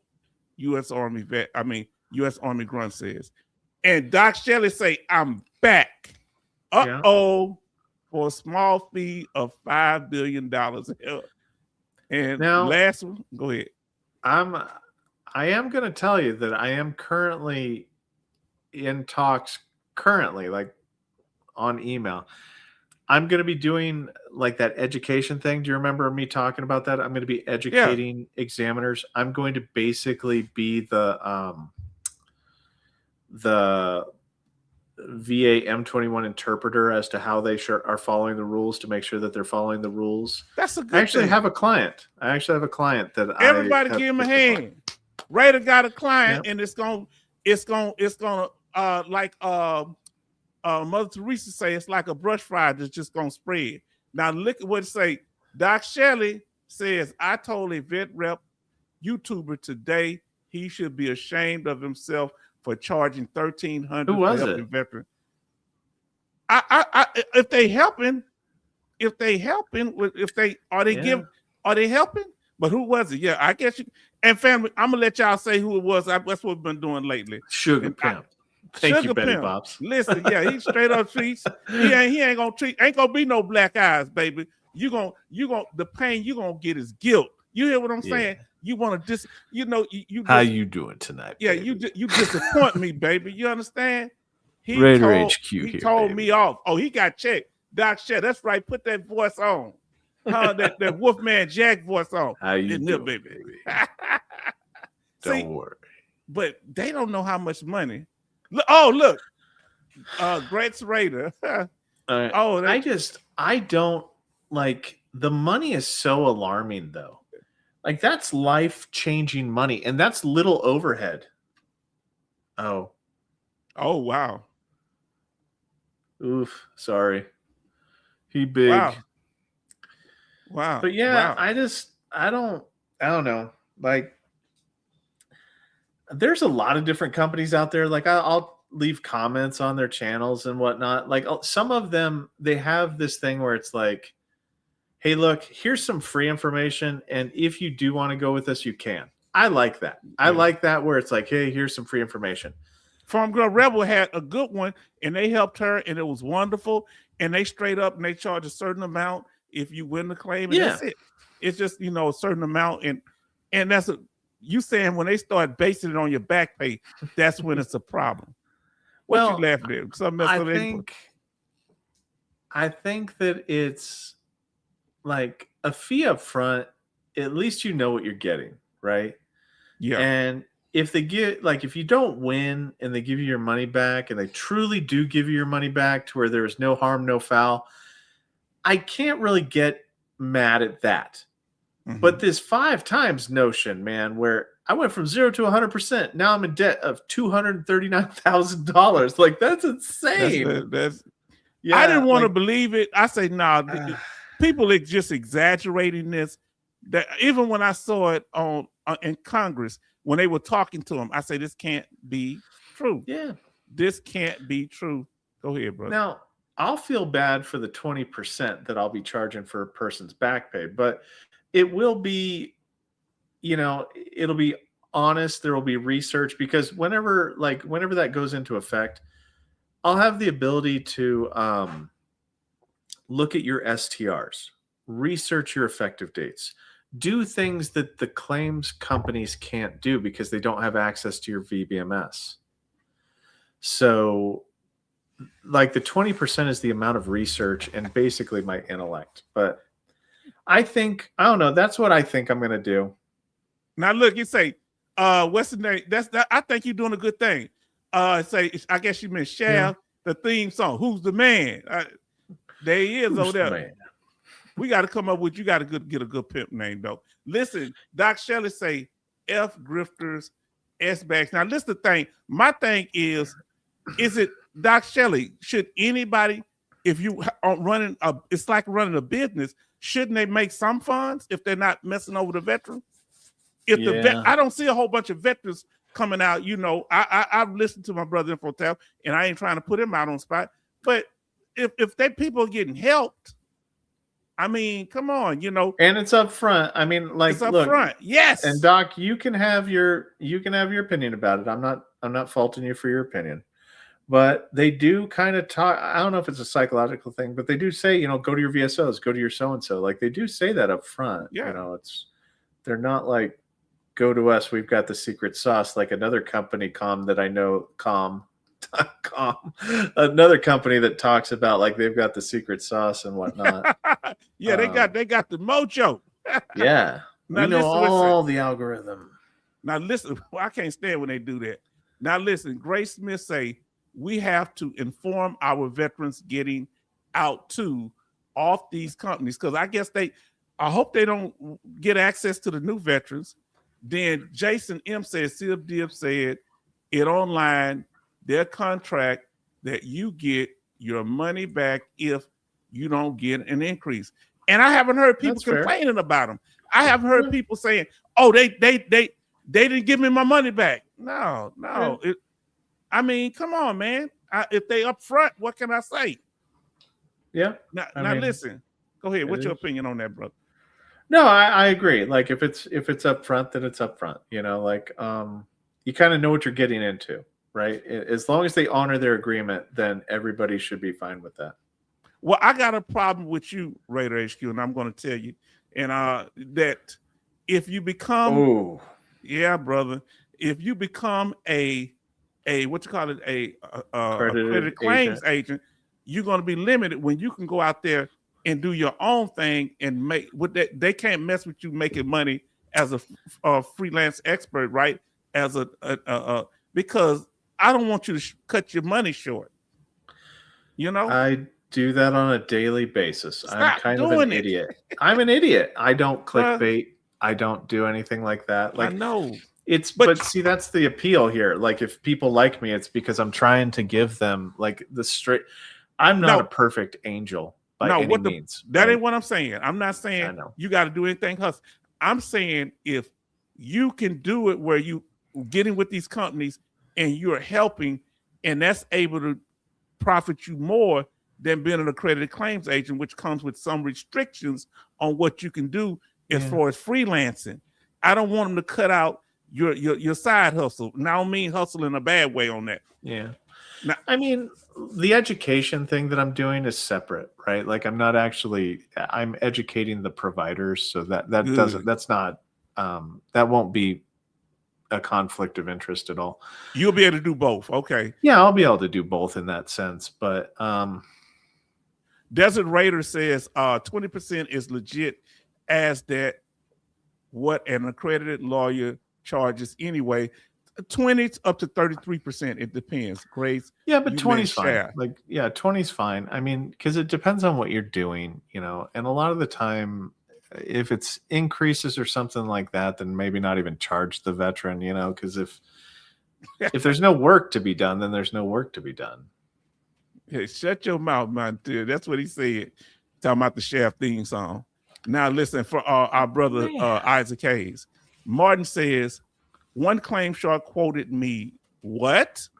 $2,500 for access to 30 minutes, 30 hours. 30 hours of video. Did you go with it? I guess not. You laughed. Do you think that's outrageous or not? And you don't know what's going to be on the videos. Go ahead. It depends on what it is, to be quite honest with you. Like, I could have probably done that, and people would have probably paid the money for it, right? Because if I were to kept all my videos, because mine is how to structure your evidence, how to make sure how things are rated, how to do stuff like that. Like, I could probably see charging money for my videos, but unfortunately, I just kind of did them for free, right? Because I'm an idiot. No, you're gonna stop doing that. We gonna fall out, Raider, because I'm gonna be on here saying, Raider, until you start getting paid, I got problems with you. We got beef, partner. Now listen, T Woods, why you gonna hurt my feelings? He said, I dislike Jordan Anderson, Vet Claims Academy thoughts. I love him. I love him. I don't, I heard he's on the list too. I saw his name is on the list of the claim shark from the VFW. Go ahead. I don't personally have anything against him. He just made one video. Like, here's my thing. If you make a video saying this is how Raiders think, or this is what Raiders think, you sure as shit know I'm gonna fucking chime in on that.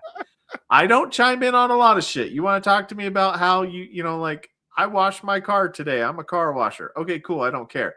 But if you want to tell me you've never been a Raider before, but you want to tell me how Raiders think, I'm going to chime in on it. My video for tomorrow is that. My video for tomorrow, the VA Top 5, which is a good channel, right? Like, I know that the VA Top 5 channel person, I know he works for the VA. Okay. And I think he's an authorizer. But I know he's not a Raider because he says things that are inside language. Like, he'll say things that only we know. But he doesn't quite know the process about rating. So I think he's an authorizer. But he did a video like today saying, hey, look, this is what the first 5 minutes that Raiders think and do when they get given a claim. And my video for tomorrow is me saying, this is what my first 5 minutes of thinking are. And they're nothing like what he's talking about. Like, wow, it's a good video. Like, he did a good video. So I'm not knocking his video or his channel, but I'm just saying that, like, the first thing that I think is, who the hell had this claim before me? So I know if they're an idiot. Yes, that's the thing. Charleston say 2,500 for videos. I wouldn't touch those discs, too nasty. Wow. Yeah, I kind of agree. Say, yes, it is hard to become accredited. That's what I hear. But our brother says it's a cold game, San Diego Marine. Say, and that's why, like, it should be easier to become accredited. You can't look, Raider. Can I be your second client? Yeah, I mean, look, like, whenever it's time. Yeah, Sister Grace says, it's when, not if, Raider becomes accredited. We'll be waiting in line. Of course we will. Yeah. Of course we will. I mean, we'll just, and it's whatever the evidence can take us. But a lot of the things, like, why would I charge 20%? It's because, like, I'll be able to have access to VBMS to say, they didn't do it right. I mean, you want to talk about a fish in water? That's me going, they didn't do this right. Evidenced by this, this, and this. This is how we can fight this. Like, that's what makes me excited. Like, honestly excited is to be able to advocate for veterans. And I only get paid if you win, right? Now, so when you I'm say motivated.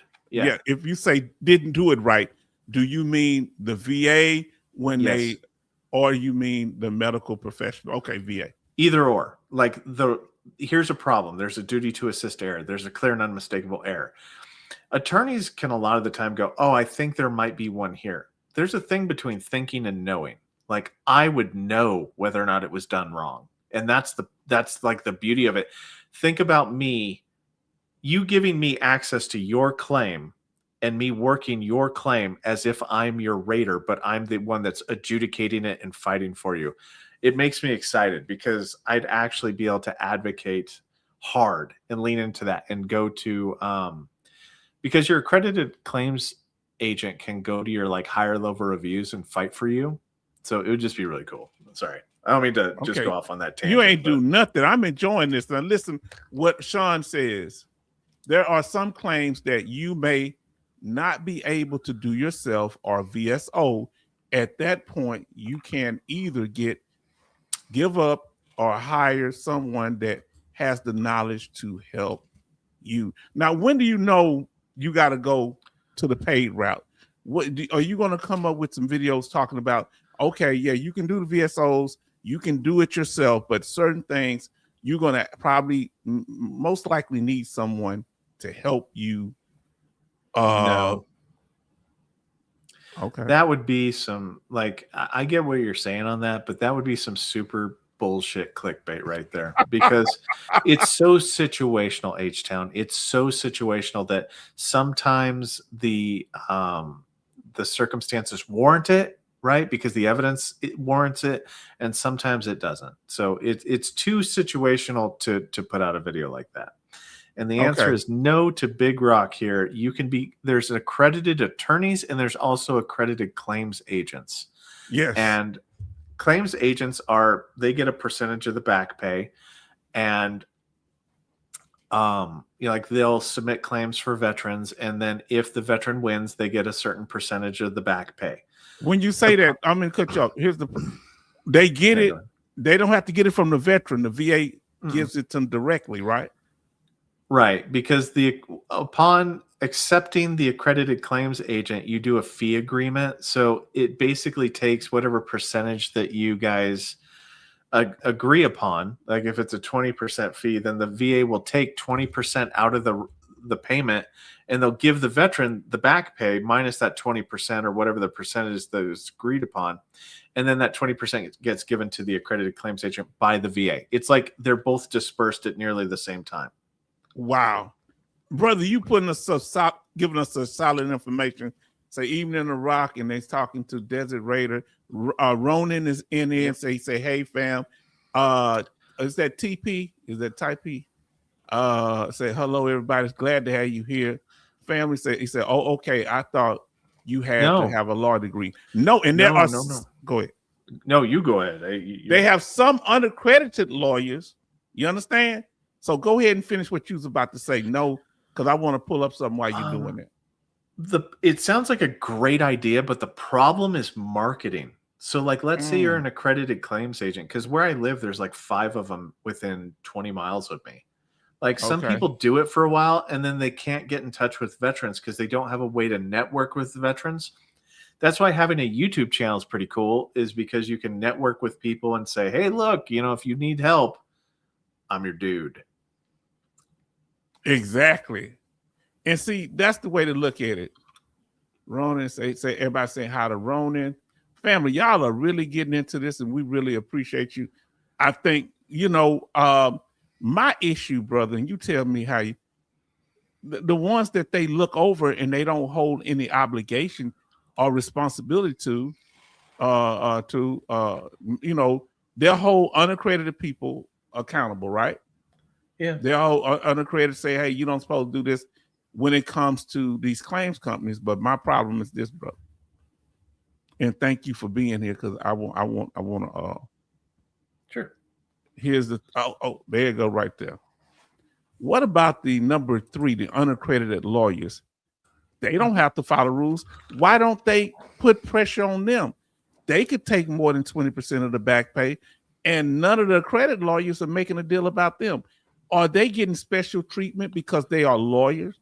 And family, these H-Town broke down the 6 types of representatives that you can have. Of course, you can do the claim yourself, but you can do what Raiders doing, number 1, right? Accredited claims agent, right? Yeah, that's what I'm planning on. That's what I'm tracking for. I got my application in. Hey, that's right. We ain't gonna hate on him too bad till he get it. Say, you always thought you was better than us, man. Got little titles and stuff now. Number 2, accredited lawyers. Number 3, unaccredited lawyers. Number 4 is VSOs, and kind of falling with number 5, state or county governments and the unaccredited claims companies. Now, brother, or they can do it themselves. Do you think there are some type of claims that the veteran can just do it themselves? Yeah, any kind of increase claim is typically a send it and forget it type thing. It doesn't require much.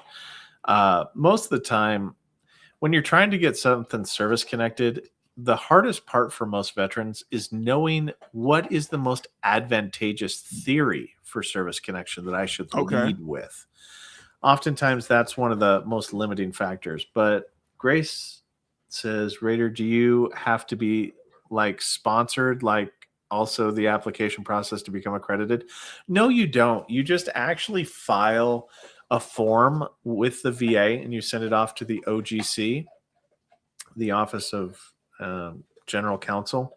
And the application, typically they'll review it and then you have to take a test. And if you can pass the test, which is based on, now here's the funny part about the test itself. The test primarily tests on knowing how to file paperwork. It doesn't test on your knowledge of how the claims process works. So even though somebody's an accredited claims agent or accredited attorney, it doesn't mean that they know how the internal workings are to give you the highest likelihood of success. That's the biggest problem. And that's why Raider HQ is going into this field of being an accredited claims agent. Listen, family, support him. And when he do it, you know somebody, refer a friend. Once he get all these credentials straight, brother, because that's what it's about.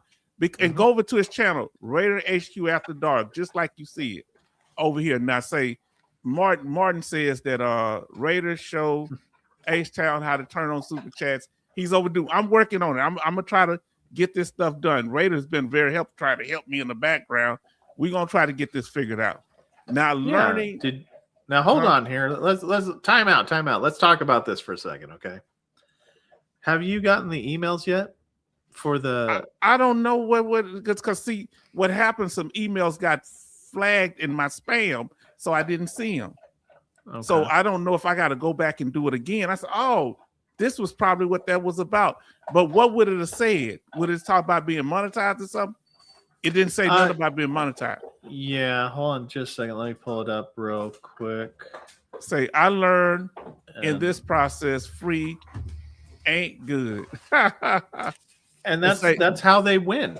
That's how a lot of these companies win, is because when you have a free option, it's looked at like that. Like if I was to give out free advice, that's why my channel's not growing as fast as other people, is because I'm not clicking the bait. I'm not, I'm not promising stuff. I'm not doing fees for things like special, like, hey, look, pay me this extra money and we'll have a special one-on-one conversation. Like I'm not doing that. So because I'm not doing that, I don't get the accolades that a lot of other channels get. Right. Even though they have less information.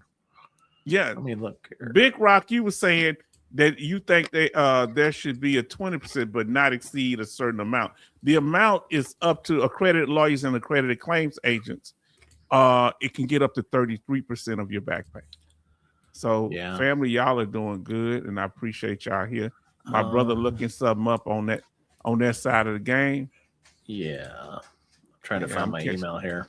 And I'm trying to catch up on the chat. So we both working. So October Vet says, I was just looking at an accredited process for Copilot saying it can take a year. Wow, that's a long time. Yeah, it can. That's kind of. Now Sean say, do VSOs go through the same accreditation training? That's interesting, Sean. No. They go through a little bit different. Okay, it's not as vigorous, but they get accredited, they just don't charge. Money equals corruption. How do you feel about that? I think it does. I think money makes people compromise their beliefs a lot of the time. So it's very hard.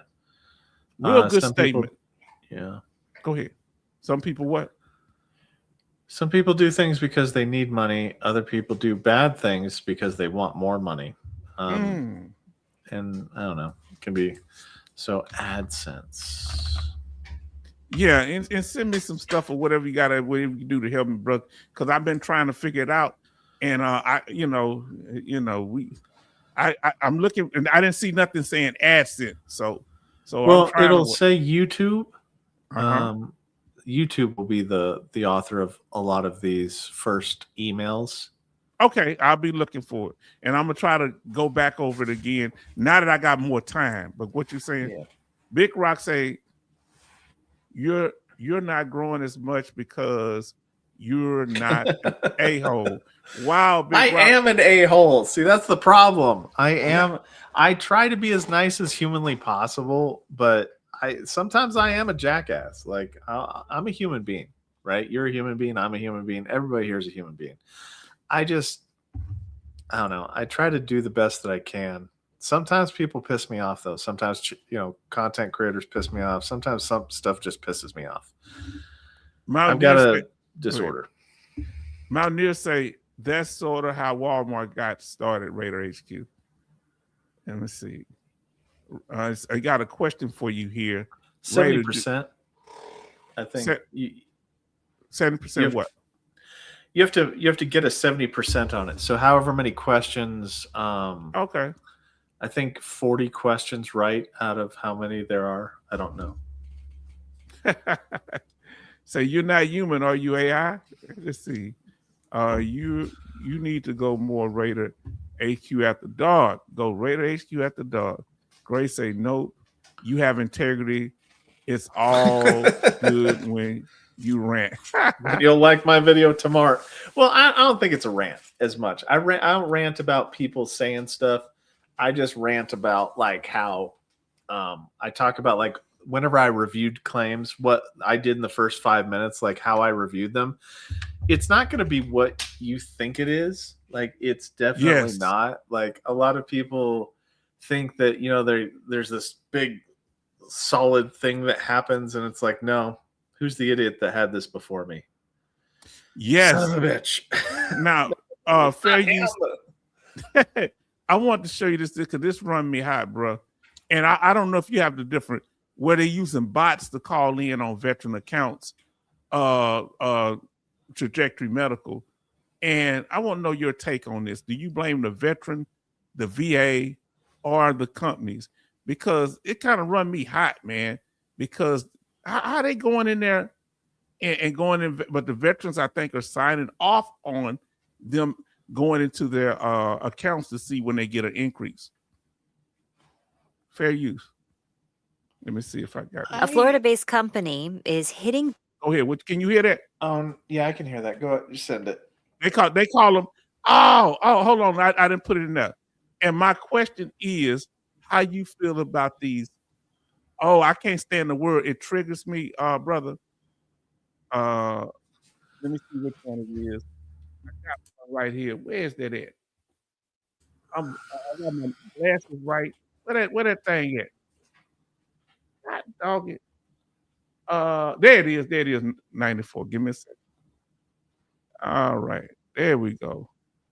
And my question, what I'm asking you about is, how do you feel about these bots? They got bots calling in, these companies that are helping veterans with their claim, in particular, Trajectory. They're using bots to call in to see if veterans, not so much that they get their claim was decided, but if their money went up. So if they was getting a certain amount and they get more amount, they're calculating how much you got and saying it's time for you to pay us. You understand what I'm saying? They would call like VA system. Who's call the VA system to pretend to be the veteran to figure out how much? Yeah, here we go. I'm gonna show it to you. My Lord. Yeah. Oh boy, you tell me this is gonna be a haymaker. Good luck, Big Rock. Oh boy. Here we go. You just listen to it. Here we go. Okay. Now this I don't know what to make of this. And you on the Raider side of the game may be able to help us. Being disabled military veterans with big bills, sometimes $10,000 or $20,000. This is happening even though the VA has said that may be illegal and the services should be free. But so far, nobody's stopping this company and others like it.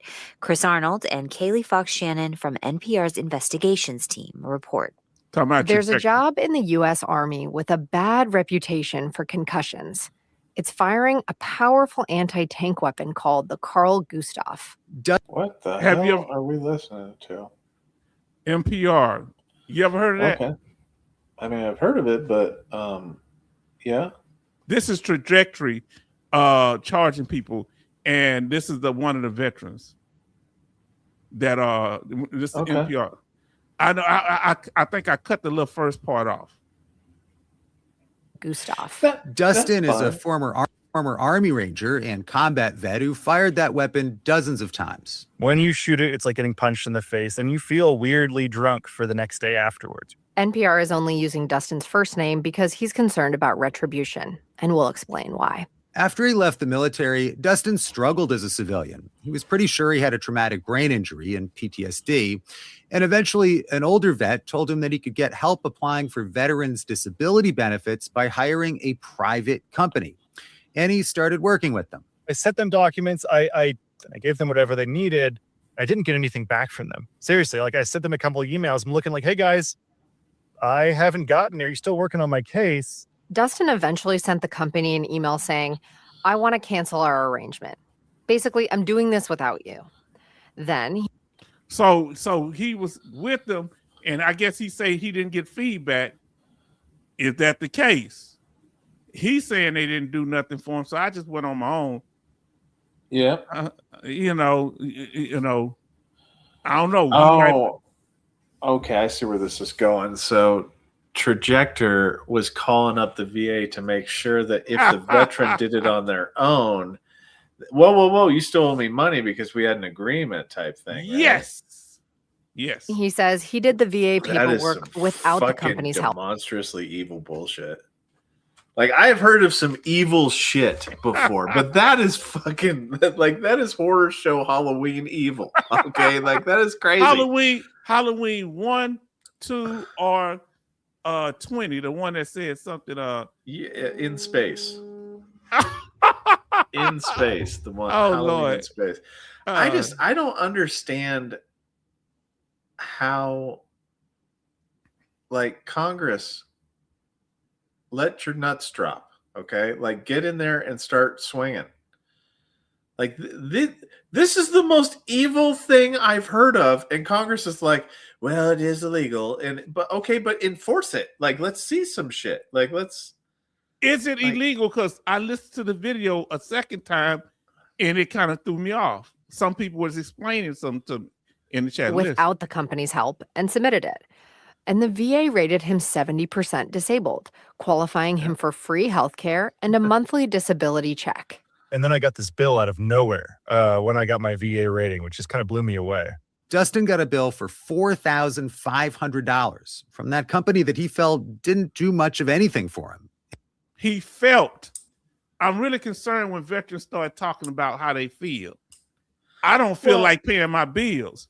Okay, but the premise is based. You cannot have I have a company that does something that is illegal. You owe me money for the illegal thing that I illegally did for the illegal you. You know, like the illegal me did for the legal you.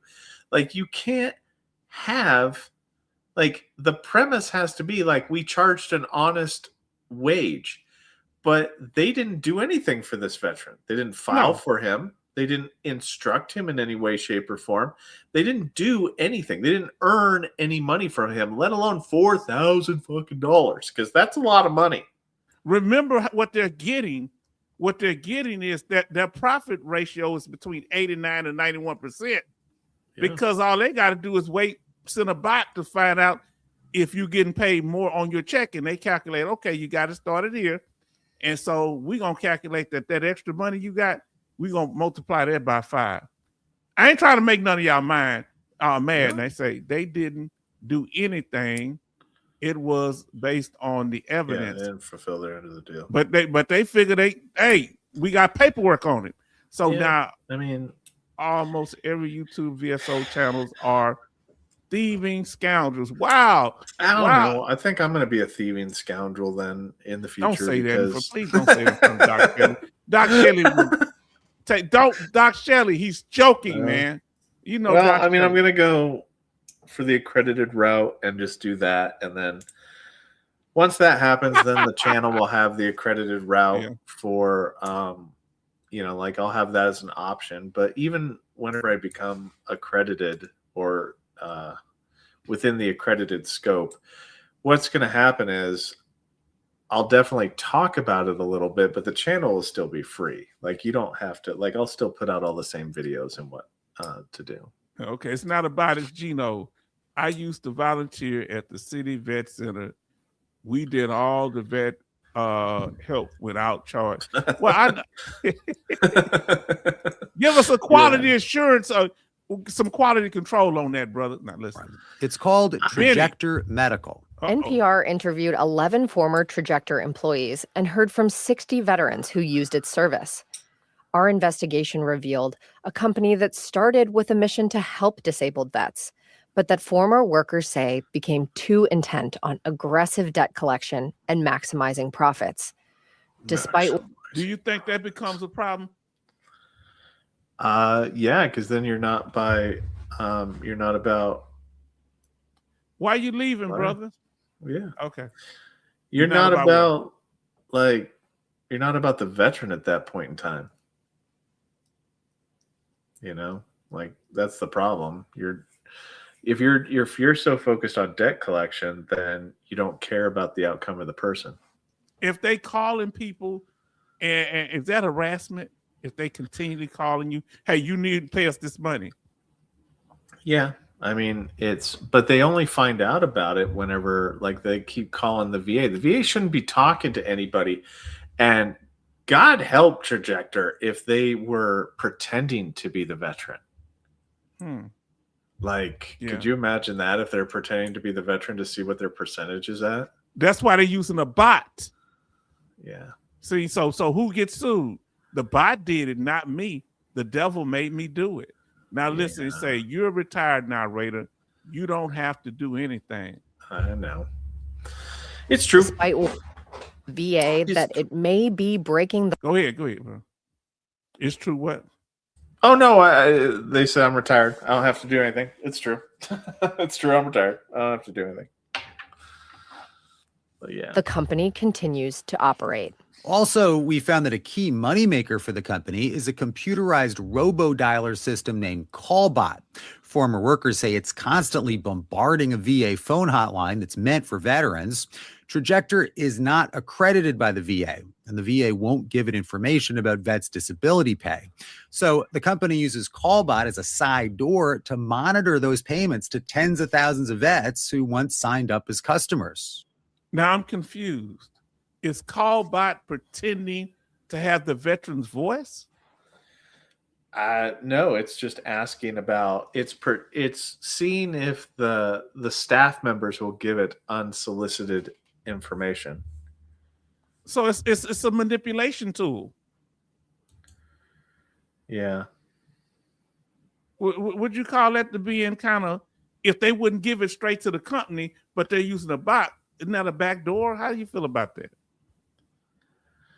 I'm confused about it. I don't like it. I don't like it because it's the goal is to get money they didn't earn, right? Oh, that's your problem with it from the beginning. Yeah, the rule of it. Yeah. Go ahead. Yeah, so I don't know. It's just bad. Like there's no putting lipstick on the pig on this one. It's just horrible. It's a horrible practice. Callbot plugs in their social security numbers to track their disability pay. And if it increases, Trajector sends the vet a bill. That sounds pretty straightforward. They track to see if your VA disability rating how much you get paid goes up. And if it does, they send you a bill. Can't be legal. Well, if the veteran signed, we're going to listen here. Deceptive technology. Yeah. Who are you going to sue? The technology company? Listen. In Dustin's case, he refused to pay because he said the company didn't hold up its end of the deal. I think not because they were going in on his account and using these robo. Everybody show love to let me see. Say, can you do an intent to file on the supplemental? We'll get that. Lady, we have church lady, our sister Bionic Woman, say, good evening, Mr. H-Town vet and veteran family. Nice to meet you, Mr. Rader. Welcome to all the new subscribers. This is my day one. Bionic Woman, aka Church Lady, but her name is Bionic Woman. They changed it, you know. Let me see. Might be an automated message where they can get the information without talking to a person. Maybe. Money, Charlton say money for nothing. Chicks for free. The American male dream. Uh-oh. I'm sorry. I didn't mean that. I ain't got no problem with ladies, Lunar. Some of my best friends are like, my mom is a woman. She's definitely so. My mom's a woman. Now listen, just Social Security number, date of birth. Why do you think anybody unaccredited should be getting a veteran Social Security number? No. God, no. There ain't no reason. There's no reason, right, girls? To help Both you with Zoe the claim. and Luna are here. Okay. Of the deal. I think that they took advantage of me and they accessed via database to find out if I had a claim so they could make $4,500 from a guy who spent 5.5 years in the Army and 2 tours in Afghanistan. Now, the contracts that vets sign do state that Trajector will use their personal information to access VA systems. And Trajector. What does that mean? It's not, but it's about 3.5 more minutes of it. Ain't? What do they mean? They're going to use veterans' personal information to access the system? What does that mean? Yeah, it means that if you call into the 1-800-827-1000 number, it's like, hey, what's your first name? What's your last name? What's your social? As long as they know that, they can gain access with the robocall. And I've been telling the VA this for years. I tried to set up a password over 15 years ago, and I called back in to check, and they didn't ask for the password. Yeah. I went through all type of stuff. That when you go to the VA hospital, what's your name and your last four? I put it on paper. They used to get mad at me. Like I said, ma'am, I'm not saying that out loud. And that's why, like, anybody that asks you for your social, and like if we want to go back to the claims company thing, claims companies shouldn't be asking you for their social. If they do, then that's why they're asking you. They're not asking to help with the claim. There'd be no need for them to know that information at all. Like, because they don't have access to VBMS or anything like that, there's no reason for them to have your social. Like, it's just for bill collecting purposes only. And it's not a good practice to give that out. Yes, San Diego Marine, I asked for a secret password and they went through all type of stuff and it didn't work because they just would let me in without it. They say H-Town secret agent, man. No, I'm not secret agent, man. There you go. Trajector told NPR its mission continues to be to help vets receive benefits if they qualify. And some veterans that NPR heard from said that they did get help from Trajector. Kelly is a 65-year-old Navy vet with a spinal injury. So Kelly got help. And this is another part that concerns me, what you were saying earlier about them calling people in for reevaluation. Listen to what Mr. Kelly, the Navy veteran, said. Spinal injury. He didn't want to use his last name for fear of VA lowering his disability rating. I have enough to get by. I don't have to work and, kill myself. You say, damn right. So you saying they will. You sure as hell know, especially with the back. Like, okay, what is the single most, like, despised rating that raters go after? The spine.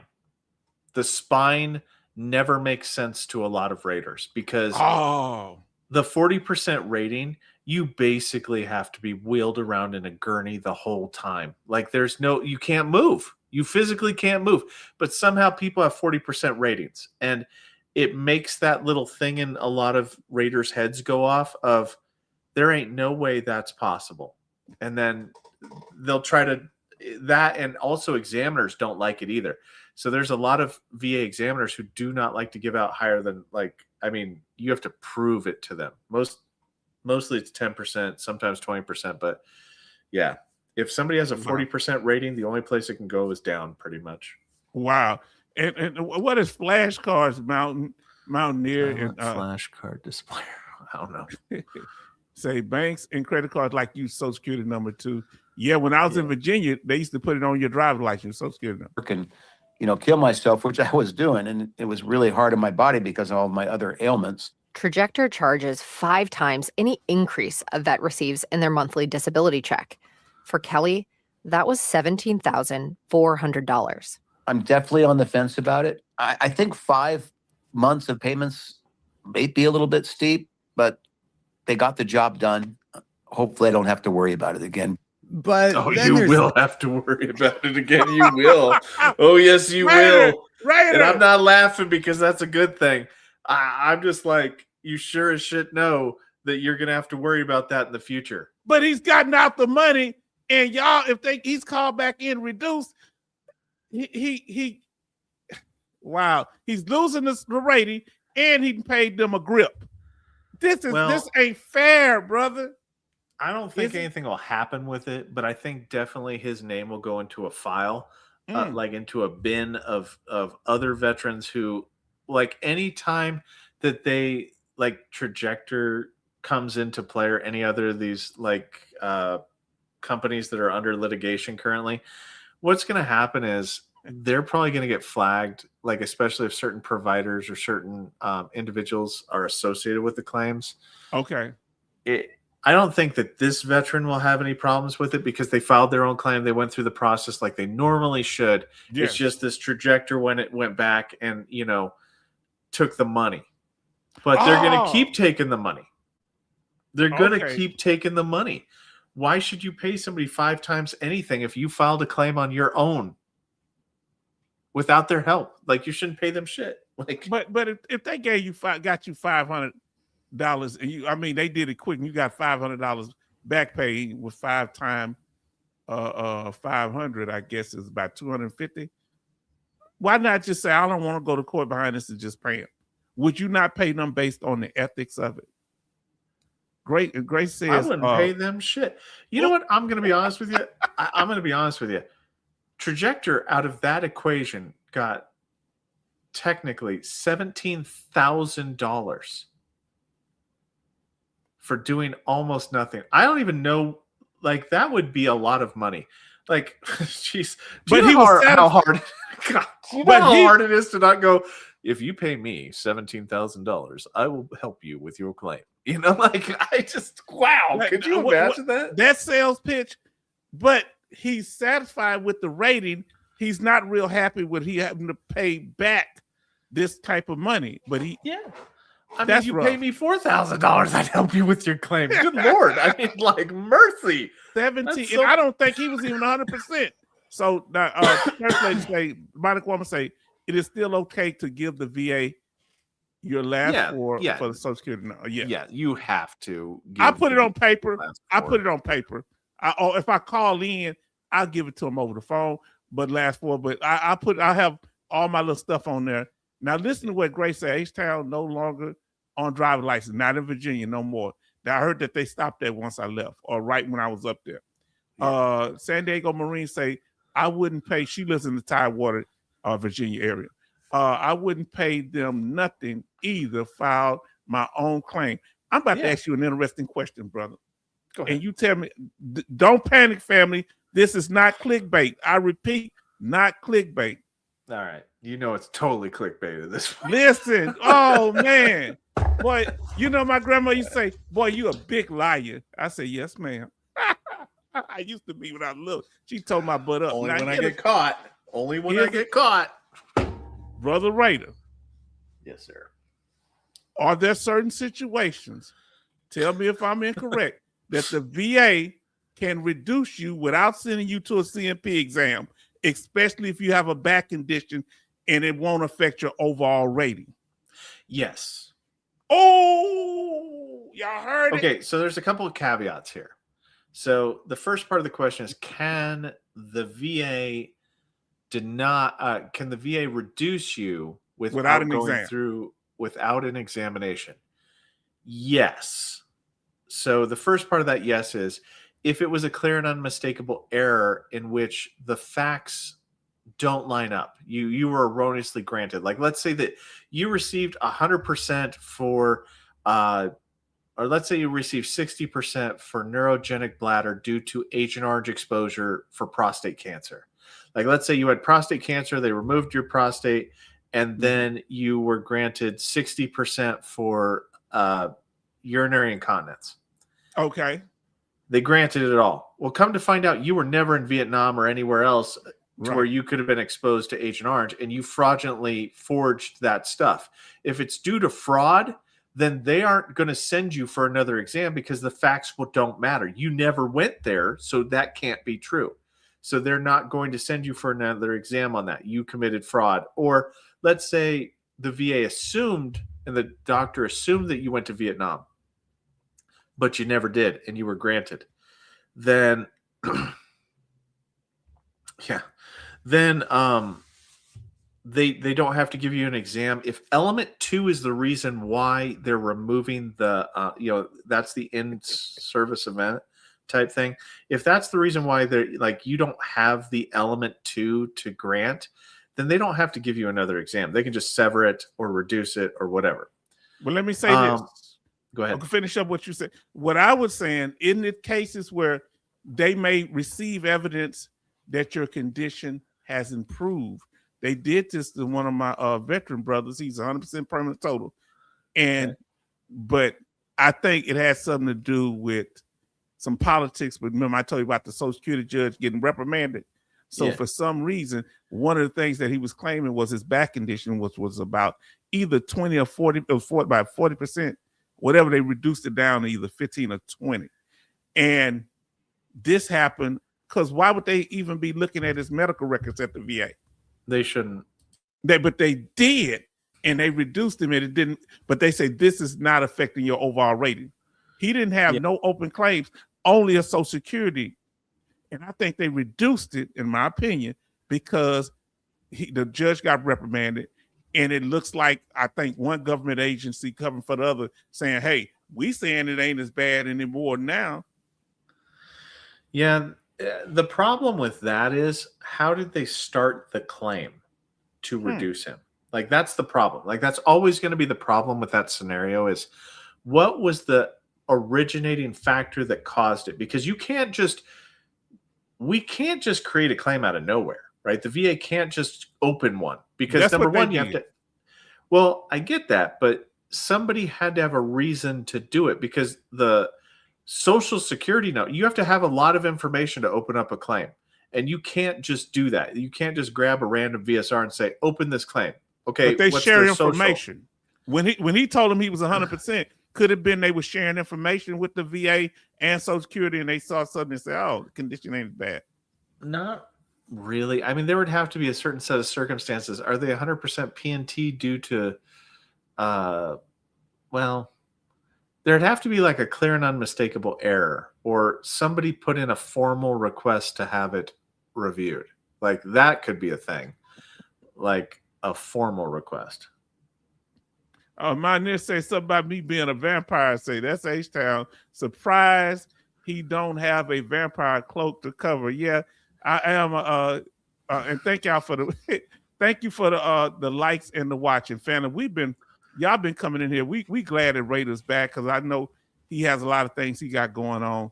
Mountaineer say wonder what H-Town does when he pays by card at the checkout. I try to pay cash. If they ask me to tap, I will freak out. I will not tap. I stick it in there. I will not tap. I'm not tapping. No, I will not tap. No, I will. No. And I didn't mean that in a derogatory way. Now listen, you something else, Raider. Raider, are they still wearing full hazmat suits when administering nuclear bone scans like they did to me in 1988? No, not really. They don't. So don't tap H-Town. No, Say H-Town, don't tap that. No, I ain't doing that. Hold on, we got church lady in here say, you rock, Raider. Thank you for your professionalism. As I'm swearing like a sailor. Yes, yeah, but listen, you good. She Air Force. Now let's and there's a federal law that says that you can't charge veterans money for help filing initial disability claims. Vets can get that help for free from organizations like the American Legion or VFW. They're accredited by the VA. And so if they're not allowed to help on initial claims, where they getting away with it is because they're saying that we assist. How they able to not go to jail, bruh? Oh, I got this. Have you ever seen somebody that does so many fucked up things in so many different ways that there aren't regulations to apply to it? Like, that's kind of what we're dealing with here. Like, they have went so fifth gear on this that they're like, hey, look, I'm not just going to charge a little, I'm going to charge a lot, to the point that it looks so legitimate that nobody wants to prosecute it. And it depends on where the veteran is. You know, where did the company's not in the same state as the veteran, so you have like cross-state issues. Like, it's so convoluted that they almost need to do racketeering on it, like a racketeering thing where, you know, like you're taking something like that, a RICO case or something. Yeah, they ain't gonna do too many. Look, they're not gonna do large RICO cases on a whole bunch of white men. They might prosecute a few of them. You see what they're not gonna take a whole big old group of white men. Now they'll do that to some black rappers or something. They're not gonna take a whole bunch. Yeah, you know what I'm saying. Oh yeah, y'all went to school together. Bam, you part of the RICO too. You know, so see, I think they'll get individuals, but these people making too much money to be touched. But the other problem is, a lot of the time it's like, hey, look, do you want to prosecute them? You know, veteran, do you want to come forward and say that you were taken advantage of for $17,000? No, I do not wish to be publicly humiliated.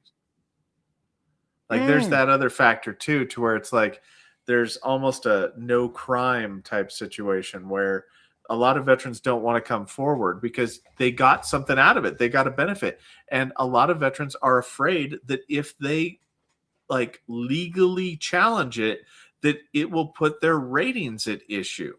And so, think about this. Yeah. Go finish up. No, I'm good. Go. Think about this. This is the veteran is incentivized not to say anything because they go against the company and saying the company is illegitimate. It's not legitimate. That means their rating is not legitimate. Correct. So it's kind of like it's a very, very scary hustle. Like, it's a very scary hustle. This is scary. Yeah. And the clever people, the ones that are making millions of dollars, they figured out the psychology of it. It's like saying, like, if a drug dealer steals, you know, money from the person that bought drugs from them, they overcharged them. The person that bought the drugs isn't going to say anything because the act itself is illegal. They're not going to want to incriminate themselves, so they get taken advantage of. Hopefully more veterans come forward. Yeah, like crack rentals, okay? So I don't know if you ever heard of crack rentals. That's the thing. I found out but I'm here for it. Okay, let me tell you. So when I came back home from Germany on leave, there was a dude had a very nice car. He had a pretty good job. And I think he was like, he might have been like he's like an accountant or something. He was something, but he was out there on that rock. He was on that pipe. And the guys were driving his cars and just doing all kind of crazy stuff. When they stopped him, they said, oh, he gave me permission to do it. And I'm like, what's going on here? Why would that guy let it? They said it's a crack rental. So they gave him some crack, and he just he let him have the car. Pimps and property. Double whammy. This is scary. Let's see. We almost done here, brother. Let's see what we got it. And those groups want lawmakers and prosecutors to crack down on companies like Trajector. Trajector says it complies with the law and that it's just helping vets, quote, understand, identify, and document their medical conditions. Here's what the company's founder, Jim Hill, said in an interview on Trajector's website. We don't fill out your forms ourselves. We don't file your claims. We don't do any of that. Except vets say that they do that. Veterans showed us pages and pages of VA forms. Except that they do that. Gotcha, bitch. Gotcha. But this is should he be quiet and let his lawyer speak for him? And say Cracker, say Big Pharma, Curtis Mayfield, I'm your pusher man. You know that, Grace. I think you got some. You got somebody in the lineage too. That mayor had an afro. I ain't trying to make no dispersion. said the company know too prepared much. for them. Trajector emailed them a link where they could review the completed VA paperwork and click submit. Vets then received a confirmation message that the claim was faxed directly to the VA. Trajector says that the website it directs vets to review their forms is operated by a separate company.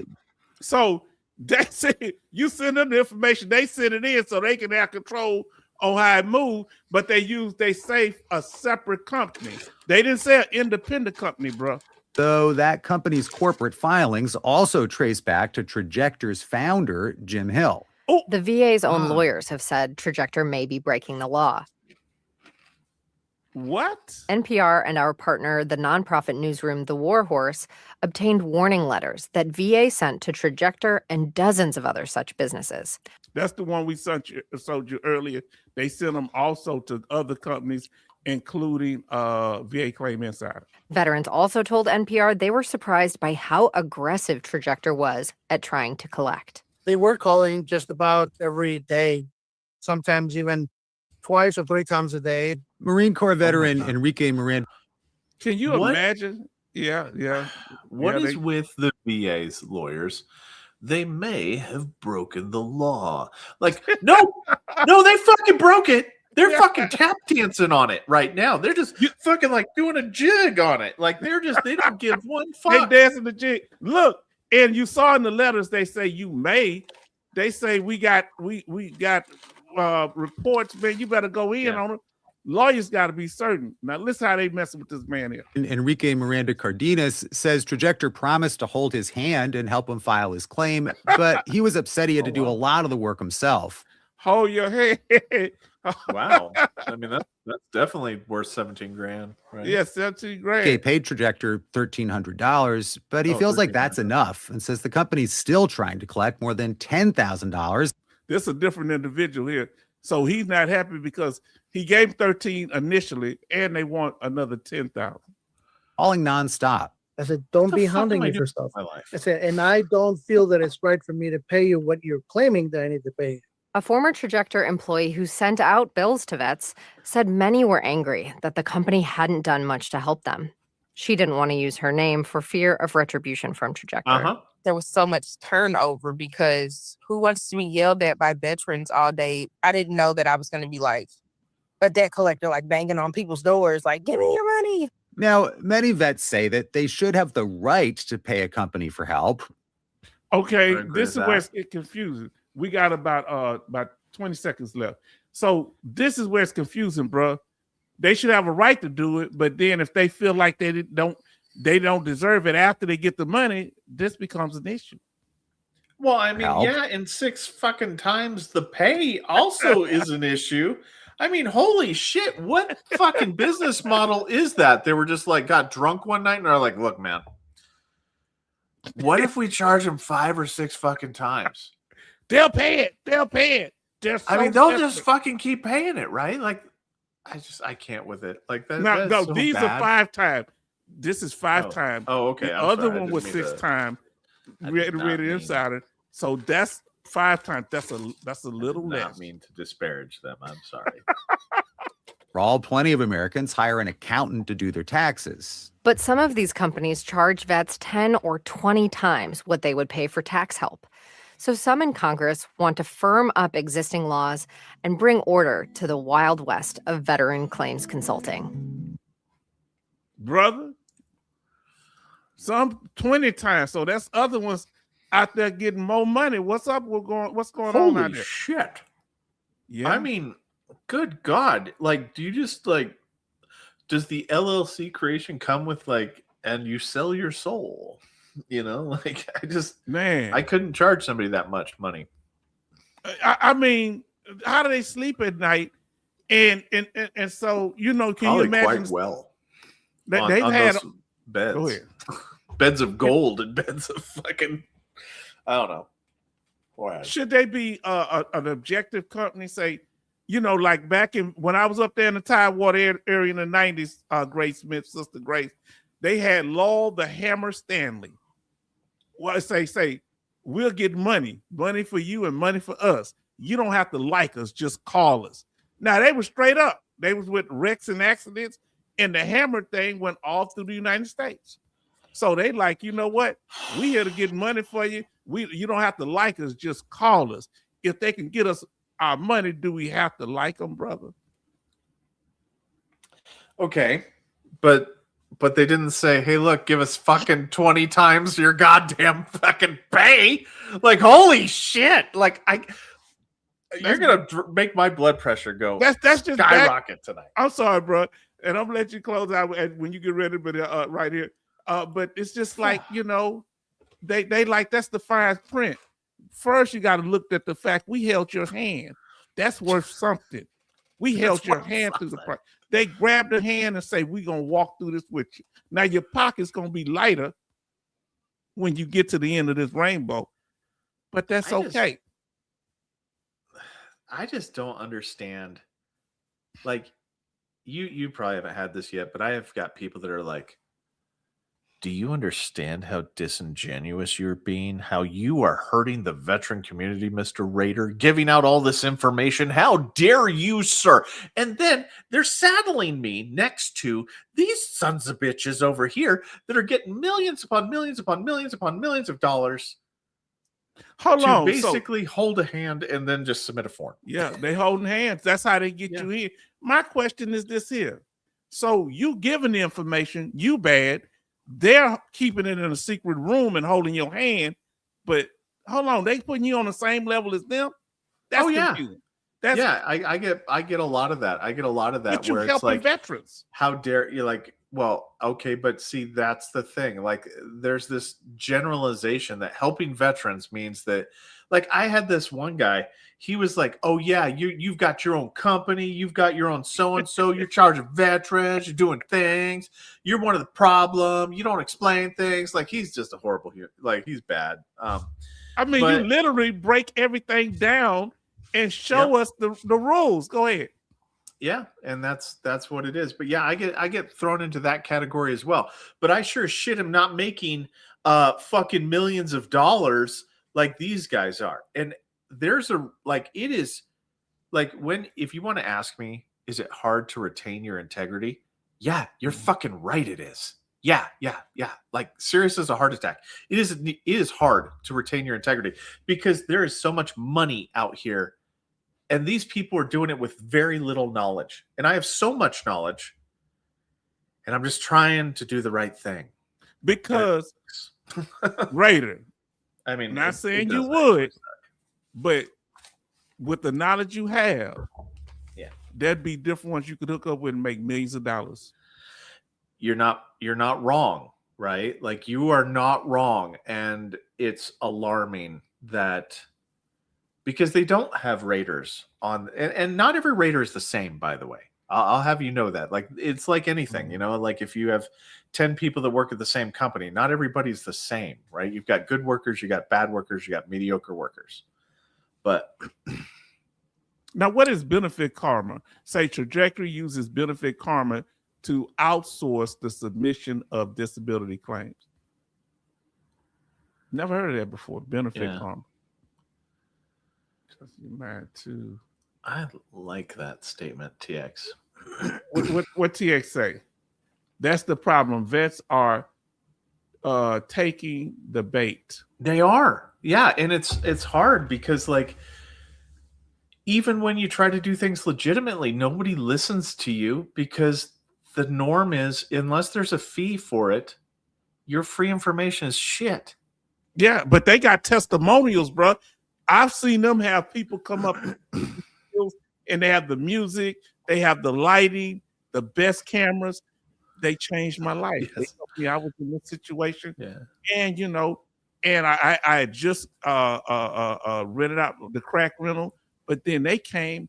I was able to get off drugs and I was able to get my benefits that I deserved. I was homeless. But then Trajectory came my way and held my hand. Picked me. Sorry. Keep going. Go ahead. I'm through. I'm like, the sun shines on a dog's asshole every once in a while, right? Like, every once in a while, they can get things right. Like, every great once in a while, some shit gets done right. Like, that is not the fucking the answer here is like, we have testimonials from 7 people that we did some things right. I mean, obviously they're doing some shit right, but did they do it? Like, that's the biggest problem that I have with companies is what did they do? What evidence, what intelligence did they bring to the equation? Because it's not like they brought results. No, they didn't bring results. Results happened. Correlation does not equal causality, right? No, it does not. And that's the problem. But they own a big pile of money, brother. I'm not going to the dark side, October. I'm not going to the dark side. I refuse. Like, my anxiety disorder wouldn't let me go to that far into the dark side. Like, good Lord, no. No. But brother, here's the thing that I say that you should be careful of. Not that you're going to be corrupt. The fact of the matter that you're going to have to vet people very heavily because people will use you to credentialize them. You're making a smart move by going at it where you're going to be consulting these other companies and they're going to be responsible. Aren't LLCs only liable for their registered sect amount or something? That's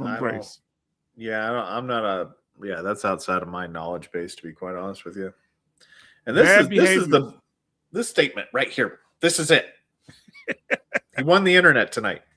Mountaineer won the internet. Bad behavior rewards. Money repeat. Yeah. I mean, is rewarded. Like bad behavior. And it's like, you'll pay me for this? Okay. You'll pay me that much for this? Okay, I'm going to keep doing this until somebody physically stops me. I mean, that's how it goes. Jason M. say he got you cursing. I want you to be surprised at what they're going to say, because when we get through the chat, if you need to leave, you can go ahead and let me know when. So somebody going to come up to you, and this is going to be weird, me saying, they're going to give you a bag just to shut up because they think you blowing up the spot, that you messing up the hustle. Yeah, I think that might. Well, I mean, look. It got so bad, they call you the N-word. Somebody, I said, that scratched me. I'm like, hold on, why are you going to be calling this? And I will say that somebody did put out a video saying, hey, look, these educational channels are great, but you shouldn't listen to them. Like, that's how you know. Like, that's how you know you got somebody. You are messing up somebody's bottom line if your YouTube channels are so detracting from their ability to help people, because that's how you know. Now, listen to what Bionic Woman Church Lady says. We need a veteran Delta force to go after these companies. I hope she ain't talking about the real Delta force. Yeah. No, to directly plan to go public, but decided to withdraw. What did I mean, go public? I thought they're a public company. Oh, no. Yeah, like they were planning on. This is how dumb they were. They were going to become a publicly traded company, and under the pretense that they're doing illegal things. Like that's how 2 + 2 did not equal 4 for them. Like that's how dumb they are. Like they didn't. Yeah, I think they're worth. They think they can get. I think what it was, they worth like $250 million, and then when they asked them in Congress how much you're worth now, well, we don't want to disclose that. What? You're sitting in front of Congress. You better say something. Yeah. Say we send you paperwork on this. Some people that are making a lot of money are probably trying to discourage you. Has that happened? Be honest, bro. You ain't got to call names. Have people try to discourage you? I mean, yeah. I mean, people on both sides of the fence at the VA, and some people don't like what I say because there's one key thing that I said that has pissed both sides of the fence off. Okay. Veterans didn't understand that when they did a private DBQ and the VA does a subsequent exam afterwards, like they do a VA exam, veterans and companies did not understand that meant that the DBQ was burned. The private DBQ or medical opinion was deemed useless. Is that because of conflict of interest, or what was it? No, it's just it had to. So why people got upset at it? So number one, it upset the VA, some people at the VA, that I was telling people that, because that made it to where when they appealed, they would appeal and say, like, do a higher level review and say, hey, look, you deemed my private DBQ and medical opinion insufficient. Please review for that. Where before I made mention of that, they thought that, oh, you took my private DBQ into consideration and you did another examination, but you just happened to pick the VA one. I got you now. Yeah. So they didn't understand that, no. The only reason why you got an exam is because they found your DBQ was insufficient. So it wasn't worth the money that it was written on. So I'm kind of catching heat from some private DBQ companies that are kicking these out, going, why are you telling people that, man? You keep making it, that makes us look bad. Stop making us look bad. I get what you're saying, man. That's why I want to train you guys, is because I'm going to keep saying that. And if you don't, like, if you keep putting out bad work, veterans shouldn't pay for that. And I'm going to support that stance all day long. Just because you're putting out garbage doesn't mean that the veterans should be buying it, and they should be aware of that. And could that be from a lack of knowledge, even though they shouldn't be? They should be aware for it. It could be from a lack of knowledge, right? It is a lack of knowledge, and I don't fault medical examiners for not knowing the VA process. Like, if they're doing the medical side of the equation, then they're doing their job, right? That's why they need somebody like me, and I'm kind of shamelessly plugging my little thing. That's why they need somebody like me to help them understand what the authenticity, credibility, and sufficiency requirements are for private DBQs and medical opinions. Let's do 20-second round table so you can get on out of here. Raider HQ got OCD. That's why he's good at what he does. Do you think your OCD plays a part? It's anxiety. Like, I do have a severe anxiety disorder, and yes, that's why I am neurotic about being right, because I don't like confrontation. So same here. I will make it to where I am a subject matter expert on something, not because of ego, but because of fear of being wrong. It's public humiliation for me if I'm wrong. So I like to be right. Yeah. That's why I was thrown off, because I always try to have integrity. I have somewhat similar to what you're saying. When Sean Michael, I didn't know him, he was talking about, he kind of hinting at, H-Town was getting unemployability, but he's making money on this channel. When you started saying it, I kind of got shocked, because I hope I didn't present myself like I'm out here hustling or something. You know, I'm 100% permanent total. Now, that's when I was unemployed, but I wouldn't do stuff to make veterans look bad like that, you know?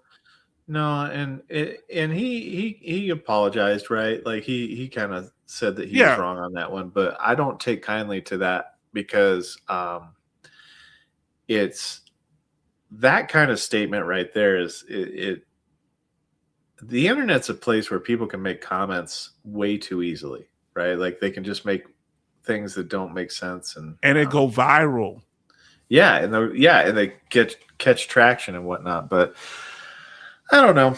I just, like the last 20 seconds here. Oh, okay. So my honest opinion, Dwayne is a good raider. Dwayne has been out of rating for some time. So he doesn't know some of the behind the scenes stuff, but he is B+ level knowledge, right? Like, he doesn't have all the information because he hasn't been doing it recently. It's just the way of things. So, and he makes that clear. When y'all were talking, he made it clear that he deferred to you on certain things because he didn't understand it. For y'all to think that he's just saying that, no, I saw the interview and he was saying, it used to be like this. They used to handle paperwork a certain way that they don't no more. Go ahead, bro. Yeah. So that's kind of the I don't know. He's all right. He's good people. Like, he's doing his own thing though, right? Like, I'm not choosing to do what he's doing. That's my choice. That's his choice. He's not being bad about it. He's doing an education program. He's got his hustle. I mean, it's fine. I haven't figured out what mine is, but it's probably going to be a legitimate accredited agent thing. And retarded vet stuff. What they say? What they say? Doc Shelley. I am still talking retarded vet stuff. Yes, Doc Shelley. What Doc Shep, he back in here. You said you were gone. Retarded vets. Now I'm trying to get to it real quick. Let's see any questions. That's what I was saying. We do Black History. Yeah. Yeah. He But got on my here case. In a second. Okay, yeah, we're gonna let you out of here. He got on my case. He said, "We talking Black History tonight?" I say, "No, only one slide. I'm doing Black History Month." And I say, "Yeah, look at hockey." I showed him the hockey players. And he started asking about it. So we got the Sharks got it down to the number. They make the VSOs look real bad. Are the VSOs going to become obsolete? And we're going to ask you one last question after this. I don't. So as to like there's a reason why these claim sharks exist, right? Like there honestly is. So they've got now I just have to wait for DFAS to do whatever they do to current retirement pay. Yeah. There was one question down here. What was it? Not this one, huh? I appreciate it. Yeah, it was something else. I think it was a little bit higher than that. Okay. Let's get to that question up. It had a question. It was October 25. October. When you start consulting Raider, would you let them use your name and reputation? When I start the accredited claims agent thing, I'll use my name and I'll meet with people face to face. No, I'm talking about when you start consulting with these companies, the medical companies. Would you say, "Hey, I give them the seal of approval"? Oh, They've been yeah. trained through me. That's what they're talking about. Okay, so if you want me to break it down, there's going to be, it's not like it's a one-time thing. There's going to be a monthly retainer fee for me. So I'm going to be reviewing their work to make sure that they are doing things. Now, I will not see the veteran's name or anything like that, but I will be reviewing the structure of their stuff to make sure that it's conforming to VA regulations. The doctor's going to do the doctor stuff, and I get a monthly retainer fee for being there for the legal stuff and doing quality assurance on some of their work to make sure that it's done right. I will not use my name or reputation unless I can confirm that they're doing the right thing. Okay. And that's how I do it. It's different than sending people somewhere and just getting a fee for that, because you can't guarantee the outcome of the product. No, you cannot. So you're going to sit back and you do like a quality control. Hey, I did this. We're going to see where you're at. And then you're going to reassess and say, now, based on it, this is why I still feel like you're lacking in what you're doing. Or a strength-based thing of like, hey, this is what I see that's going right. However, you're going to need to tweak this part of your process. You need to account for this and this in order to meet criteria. But it's going to be, I am training them. So it's not that they're going to be using my name and reputation. They're going to go out on their own. Yeah, they're going to go out on their own. They're going to be the disciples. Go out and get out there and do the thing. Yeah. So they're going to be in the all it is training. If they don't follow the training, is that your problem? Well, now, I'm going to be there monthly to review their stuff. So I will let them know. And if they don't follow, like if they don't want to do what I instruct them to do, then I'll probably cut ties with them. You know, I like that. Well, brother, I ain't going to hold you. I'm going to let you have the last word. All right. Sorry, my wife just texted me. So my last word is that if you haven't liked and subscribed H-Town Vet yet, you should definitely. I think everyone here has, but I don't know. I think that people have the right to choose how they spend their money. But if somebody's charging 5 times, there is nobody that good. They can't guarantee any outcome. So why are you giving them 5 times anything? Up front, you sign a paper. That's right. Yeah. Thank you, brother. Anything anyway, else? Everyone have a wonderful night. I got to go. We'll talk to you later. Oh, dogs are up. All right. So bye. Bye. Brother, did we do it tonight? Family, did we do it tonight? Now, Doc Shelley, you apologize to the women. This is Women's Month. This is no longer Black History Month, my brother, but we appreciate you for that. Doc Shelley say Women's Month. Doc Shelley, you have to atone to the women in the chat. Everybody show love to Raider. Grace said, thank you, Raider. Betty says, Raider HQ, good night. Thank you for all the information. Say, now y'all show love to Raider. Raider will be a court. Yes, Charles, let me see what, because you came back in it just to stir up some trouble. I know I missed some of y'all stuff. Big pile of money. Bad behavior. Let me see what we got. Yes, Lowell the Hammer Stanley. Everyone needs to look up that Hammer Raider. Yes, indeed. That commercial. Yes, indeed.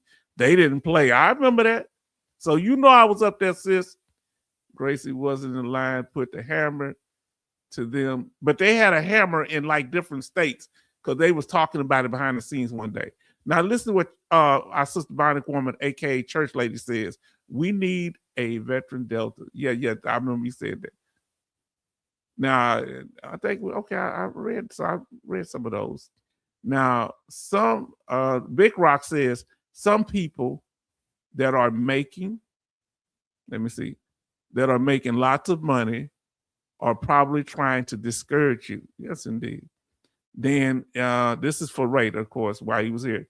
We didn't get a chance to go over it. Desert Raider says HQ, Raider HQ. Okay, I read all these here. Hold on, let me get down here. I'm sorry, family. So I'm really here to say the love of money is the root of all evil. Yes, indeed. That's right, our sister. It ain't the money, it's the love of the money. Family, go and put it there. Yes, the hammer, baby. Now, this is interesting, Sean. Trajectory has big time investors. Really do, family. Family, have y'all enjoyed the live stream tonight? Let us know. Like the mafia went public. Oh, man, y'all something else. Now, listen. Our sister Bionic Woman says, don't put too much pressure on yourself, Mr. Raider. See, we need these encouraging words. So, Martin, we so glad that you're here, Martin. I missed you, my brother. Always good to see you, Martin. If we use Raider, Jackie and Sharma would there be red flags in 50 miles? I don't know. No, I don't think it's when you use a Raider as a what you call him. I don't think it matters what state you're in if you use him when he becomes accredited. What is Sharma? Doc Shelley say good night all from our brother. I'm gonna start at the bottom here. Let me go back. Let me see what happened. So say now TP says, Type says, I just got my decision. Some approved, some denies, 2 deferred. I know this from earlier. 2 deferred for exam. Now I just have to wait for DFAS to do whatever they do for concerning retirement pay. Okay. I'm kind of catching up, y'all. They say, let's do Black History. Now it's Woman History Month now. We're gonna come up, and I've celebrated them last year. We're gonna be celebrating Women History Month this one, Dr. Shelley and the fam. And we're gonna honor women that have served in the military. And we're gonna talk about that. And we want y'all to come up and tell us about your service if you'd like to. You know you're welcome. Good night, Rock. Yes, indeed. Raider will be blessed. Now let's see. Okay, now Texas Mountaineer said, was there a time when the average intelligence veterans could prepare and submit a successful claim? At that time, did that change and why? I don't know, and he ain't here to answer because we seem to be very informed back then. Now listen to what Desert Raider says. Thank you for your love and respect. Like that fishing now. What is that? Now listen. Try. What is that? Appreciate you both for taking out the time, taking a time of your day. H-Town Vet Northside Raider HQ. Veteran community is blessed to have you both. And that's why I'm glad that Raider is able to go to other channels Doc Shelley, February gone. It's March. It is Woman's Veteran. Say, I don't give a ish what money it is. Doc Shelley, all of us have mothers. All of us, we got to show love to the women and say March is Woman's Month. And he say Woman's Month. You just like being contrary. Everybody show love. We know what his kryptonite is. Everybody show love to Doc Shelley. Oh, he gonna run up out of here. OT says most VSOs are already obsolete due to the lack of training. Yeah, because I say, oh, they gonna be obsolete. Now that's great, and they can't get young people to come to their what do they call them, to their districts or whatever they call it. That's great quality assurance. And then they say, ladies, you got my permission. Y'all ain't gonna go in on it. Let's see. Raider HQ, good night. Thank you for all the information. Thank you, Raider. Thank you, Raider. Thank you, Raider. Buenas noches, Raider. And Grace, oh, family, I'm enjoying y'all. You guys did outstanding tonight. Y'all think so? What was it that was so beneficial? Tell me what was. Say do, okay. Buenas noches. The claim shark companies have big time investors that have to keep happy. Wow, I can see that one. Say, look at it say, Rudy Perez, Sage Town, let's go. Yes, indeed. Everybody show love to Rudy. Then we got Mountaineer says, H-Town, the VA flasher. I ain't flashing out there. Oh, Lord. Oh, what's that mean, man? I ain't out there. Depending on what you mean by that. Now, listen. Betty Bob say March is a Woman's Month, Grace Brown, West Africa, American GPS. Okay, yeah. Okay, yes, indeed. Well, that's a, yes, indeed. That's it. I didn't think about it like that. We're going to go over some of the accomplishments of women, all women. And OT says, remember Margaret Thatcher, but she's not from America. I used to like her. She's the leader, Prime Minister of England. I really like, because I thought she was very strong. OT say VA would rather have all of us in the dark. Do you think that's the case? That was a private message. Sharma is concise psych, and Jackie is an MP4. One of the veteran companies. Now, is Sharma the one that's like does the psych channel?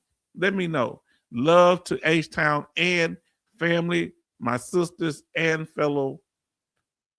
Next time we're gonna probably have to do just news because I got a lot of news y'all send me and I ain't go over.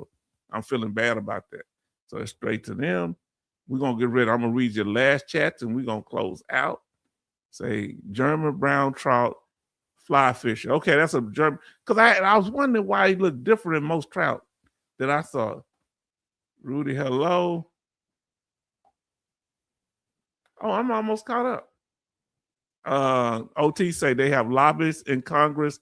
Dang sharks. They got more lobbyists than we don't. Do we have any lobbyists? Flashing your last four without talking. That's what I did. Yeah, I just bam. But I just have the paper with the card because on the little thing it says, have your card ready and your last, your information. And I do. So they can't fuss at me. They used to get mad at me about it. Good evening, Rudy. Now, family, let's go ahead and we're gonna say good night because we did it tonight. We had 3.5 hours. Family, we're gonna go back and probably do a part 2 to this here. We thank you for how was it tonight? How was it, family? Let's say great, congratulations, TP. Okay. What happened, mate? Okay, yes, indeed. Show love to Type E. Yes, indeed. Great, congrats. H-Town, enjoyed your weekend. I will see y'all on Sunday. Who gonna be back here Sunday? Y'all gonna leave me hanging here by myself? Let us know. Good night, my loves. Yes, indeed. Rest well, family. Did we get out tonight? Family, did we do that thing? Come on. And everybody show love to Texas Mountaineer. I think his birthday. I couldn't find a say happy birthday to Tex. Tex Mountaineer, show some love to Tex Mountaineer. You still here, Tex? Me, I'll be there. Okay. Look at y'all. Boy, y'all going through it. We'll see if I remember. Okay. Good night. If y'all have any good articles to send to me, do it. I'm trying to get to them. I'm not doing just a news night. Yes, indeed. Everybody's showing love. Everybody say happy birthday to him and happy Women's Month. Yes, indeed. Happy Women's Month. Thank you so much for all that you do. Good night, Farm Girl Rebel. Thank y'all. Say thank you, Jay, from Mountaineer, Texas Mountaineer. See y'all Sunday. Are y'all gonna be? We like Motel 6. We gonna leave the light on for you. Say, Tex, happy birthday. Yes, indeed, Texas Mountaineer. Yes, indeed. Anybody else birthday that's in this month? Let us know. Good night, in the month of May. Not May. Oh Lord, the month of March. Let us know if your birthday is in the month of March. Night family, H-Town, thank you so much. Just turn on notifications. Please click on those notifications so you'll know when we drop a next video. Most of the time they work. Good night all from October Vet. Then Charlton say happy B-Day, Texas Mountaineer. Yes, indeed. Sign off and Farm Girl Rebel, love. Wherever you at, we love you, Farm Girl Rebel. Ego, you got it, H-Town. Okay. All right. Thank you. I hope that's a good thing. Yes, indeed. Now, listen. Thank you, OT. Now, I sent articles to you, H-Town. See you Sunday. Yeah, I'm going to have to go. I might start off with the news, family, because I got a lot of stuff to cover, travel pay stuff and everything. Benny says, happy birthday, Tex. Thanks. Have a good weekend, everybody. Yes, indeed. TP. Say, thank you, H-Town, so much. Thank you, Grace, for bringing such positive energy, and all of you for the love. Y'all keep coming back in the room. This is just sets it off, don't it?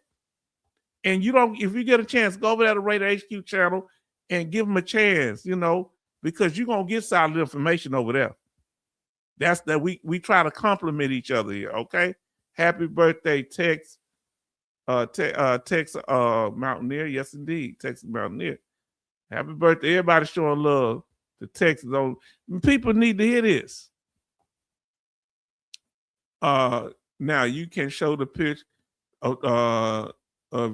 you want to. I'm gonna show them on Sunday, okay?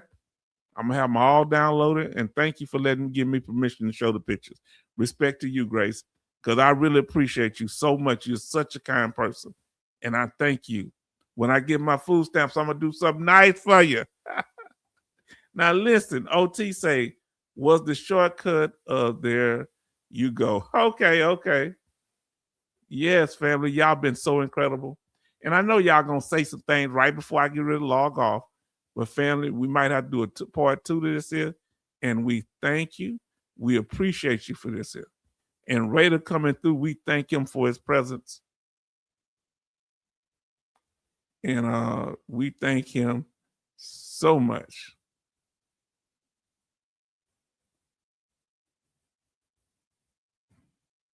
Oh, I didn't pull the wrong one down. Family, I'm gonna have to do something. Give me a second here. I'm gonna have to pull the right off.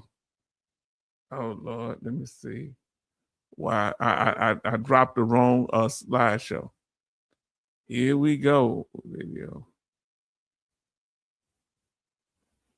All right, fam.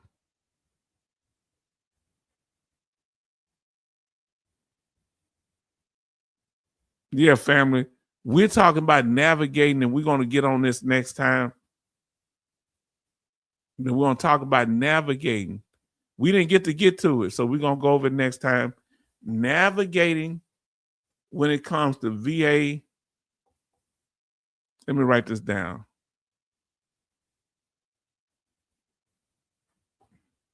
Why is it so hard to understand VA benefits and navigate through the VA claims process? Do y'all like this thumbnail? It took H-Town a lot of work doing this here. Huh? When you try and do the process, you don't have it so long before you can appeal. You got to put it on the right VA form. Huh? What is a VERA? What about toxic exposure? What if you get divorced? We're going to be talking about all this next time. What happened to your VA benefits then? How to deal with claim sharks? What about fraud? Are all bets of off if it's fraud, no matter what type of rating you have? We're going to be talking about it, family, okay? So I'm going to end on my channel this one here, and we want to say thank you. Thank y'all, family. That means so much for me, Grace. Thank you so much. Say, you bring joy and laughter, H-Town, and knowledge. Thank you. That's what we try to do. You know what I'm saying? We got to encourage each other. Room always filled with great vets. Yes, indeed. Good people draw good people. DIY submit claims. Okay. Y'all know I don't know what DIY is, but we'll figure it out. Now, family, thank y'all, and we appreciate y'all. We're going to catch y'all on the next one, family. And we're going to say good night. Nothing but love for you and respect. And I'm going to be checking y'all emails. Thank you. And contact me if you got anything you need information on. Good night.